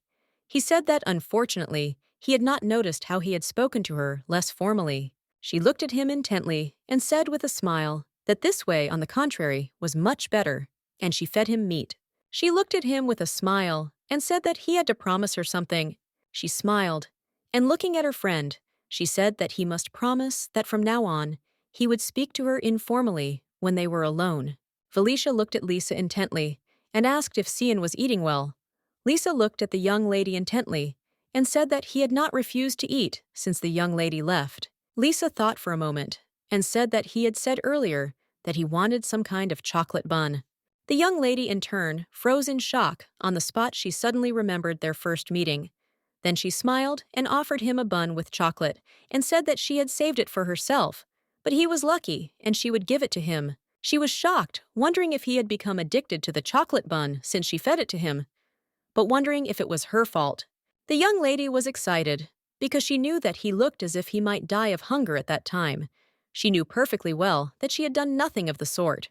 Lisa looked closely at the young lady and said that they could stop by his room for a minute if the young lady was worried about him, and Valizia sighed heavily and said that there was no need for that since everything was fine. She really wanted to go to him and talk, but she understood that he was still confused. She understood perfectly well that he needed more time. Valizia was in shock because she couldn't believe that she began to care about other people's feelings. She thought for a moment as she remembered that his reaction last night had been very strange. She knew that people usually bowed their heads if they found out that she was from a noble family. But he acted differently. He looked at her intently. She was well aware that his expression became more cruel when he realized that she was of the Valois family. She understood perfectly well that of course she could have imagined all this, since he could have simply been traumatized by the experience of communicating with other aristocrats. A moment later, she froze and left her thoughts as a powerful bolt of lightning struck. And at that moment, the maid reached out to her because she wanted to comfort her and drive away all her sorrows and troubles. The maid hugged the young lady and asked with a smile if their dear young lady was scared. Lisa smiled and told the young lady that she seemed to be very afraid of thunder. Lisa smiled and hugged the young lady tighter and asked how she felt after hugging. She understood perfectly well that there was no reason to doubt, since as in her past life, it was now raining and thunder was thundering. They were slowly walking back to the young lady's room when she suddenly noticed her father's assistant. She thought for a moment as everything repeated itself. The young lady looked at her maid and called her Lisa. In turn, smiled and told the young lady that she was listening to her. The young lady sighed heavily and said that it was time for them to get started with the plan. Lisa sighed heavily and said that she understood. Lisa looked intently at the young lady and said that she would wait for her, not at 2 o'clock in the morning, but a little earlier. Felicia looked at her maid with a smile. She knew that she shouldn't have any problems, since she had her reliable assistant and protector, Lisa. She understood perfectly well that everything would go as it should if she did not fall asleep, but still the young lady could not stand it and fell asleep in the middle of the task. A moment later, she pinched herself because she knew she had to get over this. She knew perfectly well that she couldn't sleep. Felicia knew that if she couldn't stop her father, then she had to stop what was happening to their family. Agasa was unfortunately the center of the impending disaster. A moment later, she heard the signal given to her by the maid. The young lady in turn understood perfectly well that everything had already begun. The mouse stirred, which meant that the Duke's assistant had finished his shift and was already returning to his place. The young lady quietly left the room. She looked around carefully because she knew that there was no one there and she could go out. She was glad that it was still raining because the sounds of the rain prevented her from hearing her footsteps. She crept quietly down the corridor because she knew that everything was going as she wanted and she could easily enter the office. Lisa looked at the young lady closely and said that she would be back right after shaking the paper mouse. She said that their plan might not work if the Duke's assistant caught her while she was wandering around. The young lady was amazed, as Lisa turned out to be just wonderful. She knew that if everything went according to plan, she would give her some pocket money when she received her allowance. Sometime later, the young lady entered the office. She knew that she had to find these papers quickly before she was caught. She rushed with lightning speed to the place where the documents were. She knew that the documents she needed were nearby, but she didn't know where exactly. The young lady was in shock because she was lifting a large stack of documents, and it was very difficult for her. A moment later, she couldn't bear the weight of the documents and accidentally dropped them on the ground. She sighed heavily, knowing that she would have to look for them like this. A moment later, the young lady froze in place as she saw in front of her a bill to stop funding the kingdom. Broke out between the kingdom and the empire. Of course, the Valois family commanded on the battlefield. The Duke of Cassis won this war with ease. As a result, the kingdom became part of the empire, and the half-blood Prince Peter was sent to the empire as a hostage. But the connection with the empire was broken. The Valois, who rebelled against the kingdom, stopped funding the kingdom. In the distant future, Peter would become emperor and turn his blade towards the ducal family. She knew that after this, her family would be destroyed. The young lady was puzzled, as she knew perfectly well that this should never happen. She knew she could just get rid of the paper. Agasa slowly crept up behind the young lady and said with a smile that she was caught red-handed. Felicia was shocked because she didn't expect him to catch her red-handed. She screamed very loudly. He looked at her intently and asked with a smile if she really wanted to tear up secret documents from the family. She looked at him excitedly and called him by name. He looked closely at the young lady and said with a grin that it was him. She was in shock and understood that the end was coming for her. She asked excitedly if he could let her go. She asked furiously how he dared to kidnap the young lady of the ducal family. She was shocked and screamed, and also asked where the guards were. A moment later, Lisa entered the office as she heard the noise. She froze looking at the Duke's assistant, as she did not expect that he would catch the young lady red-handed. Agasa looked at the maid with a gaze, and said with a smile that the thief's blanket plan had worked. The young lady looked at him in surprise, and asked what he was talking about. Felicia froze in shock as she looked at Lisa. She didn't understand why Agasa came into the office. Felicia looked at her maid in surprise, and said that this simply couldn't be since she was on her side. The maid in turn looked timidly at the young lady, and began to mumble something incoherently. Agasa looked at the young lady with a smile, and said that they are always on her side. But Miss Lisa is an adult, and as an adult, she tries to look after their young lady well. The young lady in turn could not stand it and bit the assistant with all her anger. The young lady looked at the maid in surprise and asked if this was really her conspiracy. She said about her maid that she could not betray her like that. Lisa looked at the young lady intently and asked for forgiveness, as the Duke's assistant said that the young lady was only 5 years old. Lisa said that she served the ducal family, and she simply could not allow the young lady to destroy secret documents. The young lady looked at the maid with tears in her eyes and asked if she had really abandoned her. Liza, with tears in her eyes, asked the young lady for forgiveness, and she ran away with lightning speed.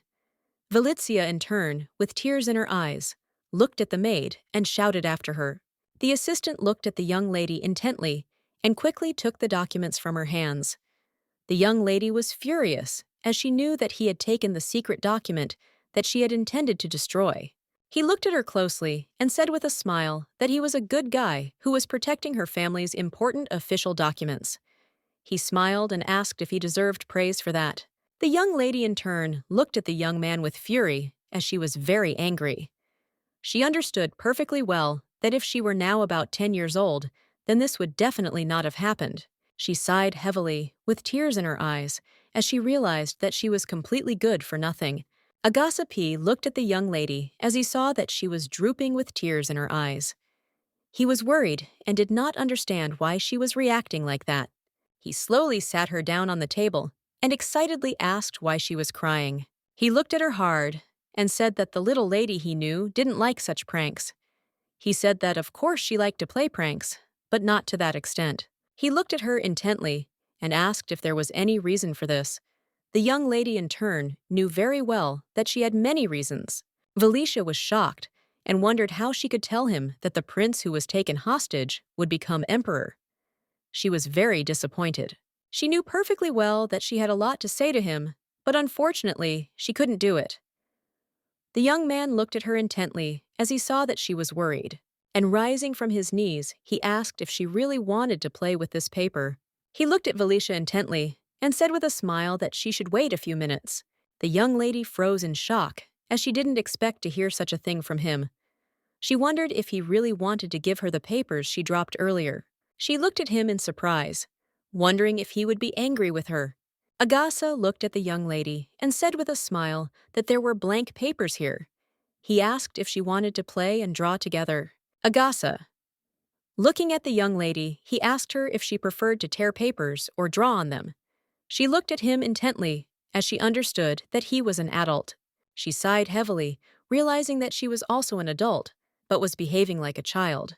He came closer to her and showed her the document with a smile, and also asked if she didn't like the contents of the paper. The young lady sighed heavily, as she did not like the contents at all. A moment later, she pointed to one line. He stood frozen in shock, surprised, and called out to the young lady. Agasa looked at the document in surprise and read the contents stating that from now on, the Duke's family would be cutting back on the supply of humanitarian goods and aid to the damaged kingdom. He looked at the young lady in surprise and asked if these were the papers she didn't like. He asked if she didn't like what was written on the paper. She looked at him intently, as she understood that for him such a reaction was completely normal. Valizia sighed heavily, as she understood that a 5-year-old child could not understand such complex things. Agasa looked at her and asked why she didn't answer him. She looked at the young man with surprise and confusion and asked if anything would change if she answered the question. He sighed heavily and said that this was not so, and the meetings would be held strictly according to schedule. The young lady in turn shouted that in that case she would tear up the paper. He looked at her intently and said that in that case everyone would know that a direct descendant was against it. The young lady froze in place as she did not know what to answer. He looked closely at the young lady and said that as a direct descendant, she could join the meeting. He sighed heavily and said that in that case someone would ask why they should continue to finance the kingdom. The young lady froze in place, looking at her father's assistant. She didn't know if he was really saying all this. She sighed heavily as she knew that she had nothing to say in response to her assistant's words. Moreover, she was acting like a child at the moment when her plan was failing. She was puzzled because she understood that she could not do anything, because she was very small. She had been dying all this time before she became an adult. She justified her bad habits with her young age. She knew perfectly well that she was a villain, and nothing would change, that she knew that it didn't matter at all that she was a little bad. The young lady sighed heavily as she knew that she was just a terrible person. The assistant looked at her intently as he saw that she was very worried. He looked at her intently and asked if she would answer his question. The young lady in turn sighed heavily. He looked at her closely and said with a smile that it seemed like he had done something good today. The young lady was furious. She asked him to calm down. He smiled and said that of course he was not criticizing the little lady's mischievous nature at all. He smiled and said that most likely her family was able to achieve everything only thanks to such a nature. He looked at her intently and asked if she wanted to work overtime. She looked at him in bewilderment, not understanding what he was talking about. He smiled and said that if the little lady didn't feel like sleeping tonight, they could have a serious talk. He looked at her closely and asked how she knew about the plan to cut off funding for the kingdom. She was shocked and wondered how she could tell him that she had regressed.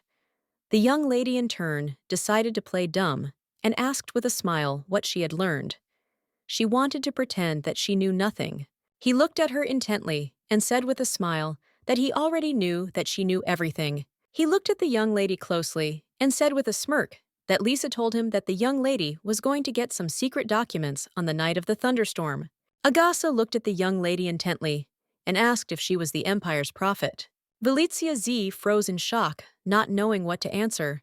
But a moment later, the young lady said with a grin that everything was exactly like that. The young man was taken aback and asked if she was a prophet who appeared once in a millennium. Felicia smiled and said that it seemed she had been caught. He looked at her intently and said that it was too late, and they would talk about these confidential matters later. The young lady smiled and agreed with him.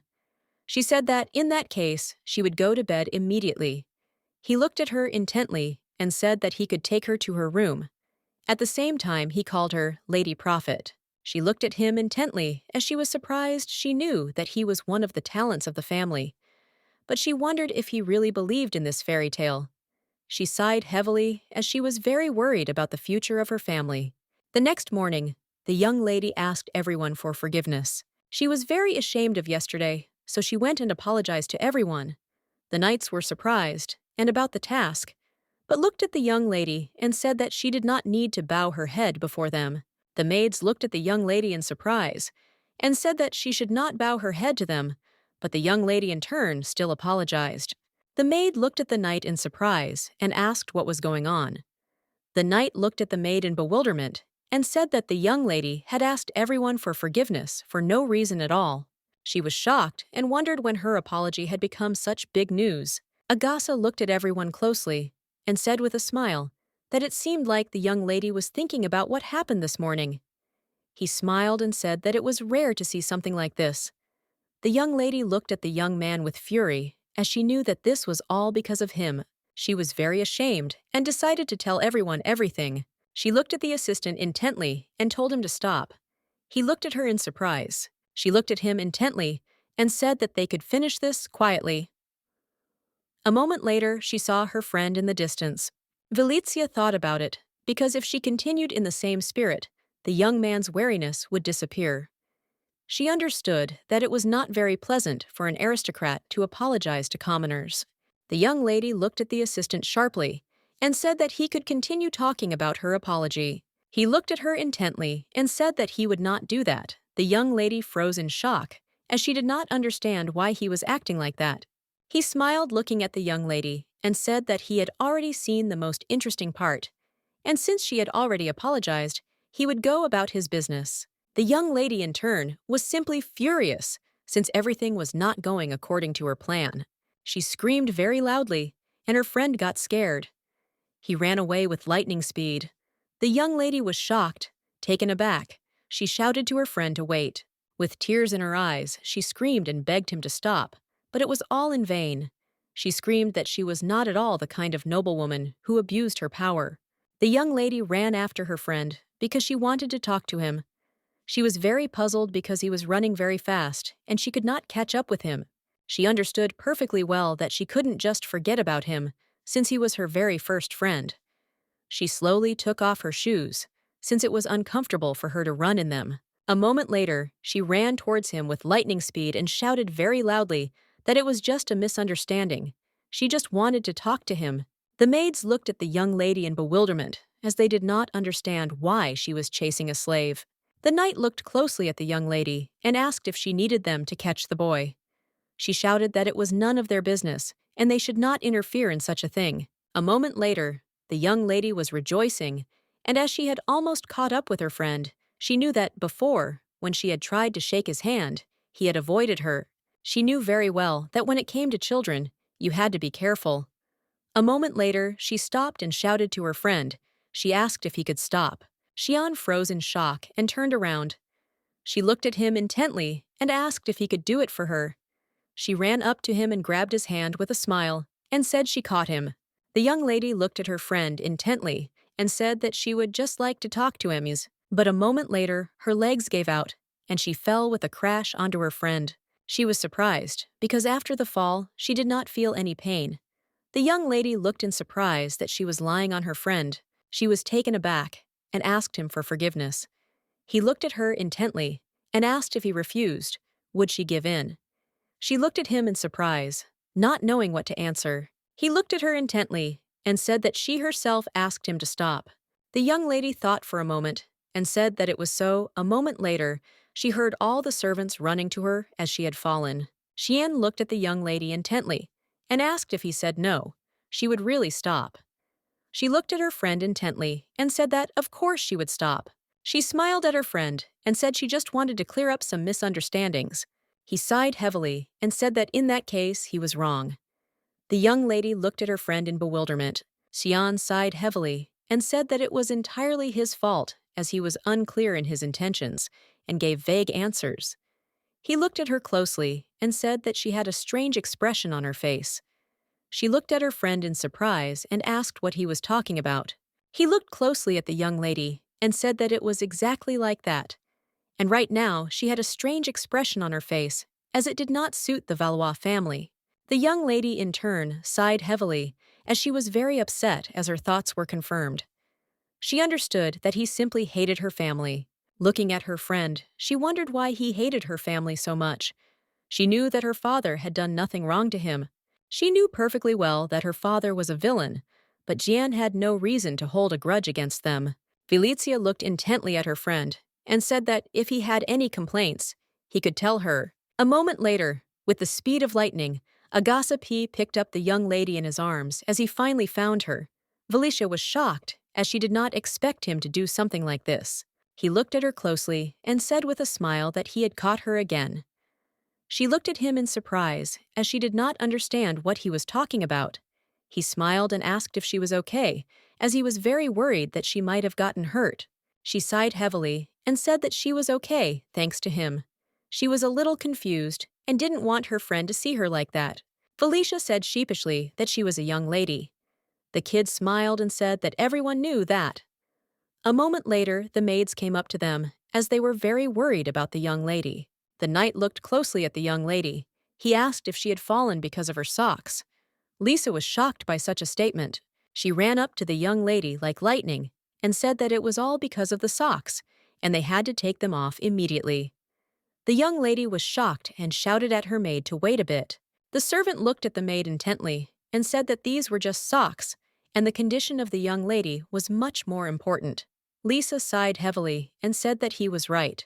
Agasa looked at the young lady intently and said that they should go to the doctor. She sighed heavily and said with embarrassment that he could do whatever he wanted. She looked at her friend with embarrassment and said that he would also be taken there. She looked at him intently and said with a smile that she didn't usually behave like that. He looked at her in surprise but didn't answer. As she was leaving, she shouted that she would soon come to his room, so he should wait for her there. She smiled and said that they would see each other later. The young man froze in place. He did not know how to react to something like this. The young lady was furious as her friend finally asked her the first question, for the first time in a long time. But Agasa intervened in their conversation. She was shocked and wondered if it was really that hard to make friends with someone. But she understood perfectly well that even if she thought about it, she still wouldn't know the answer. She wondered if her friend was afraid of her because she was a Valois. She knew that, in that case, she shouldn't follow him around at all. Late in the evening, the young lady could not sleep and went to her maid. The maid happily treated the young mistress to wonderful tea and dessert. She looked closely at the young lady and asked if she was feeling better.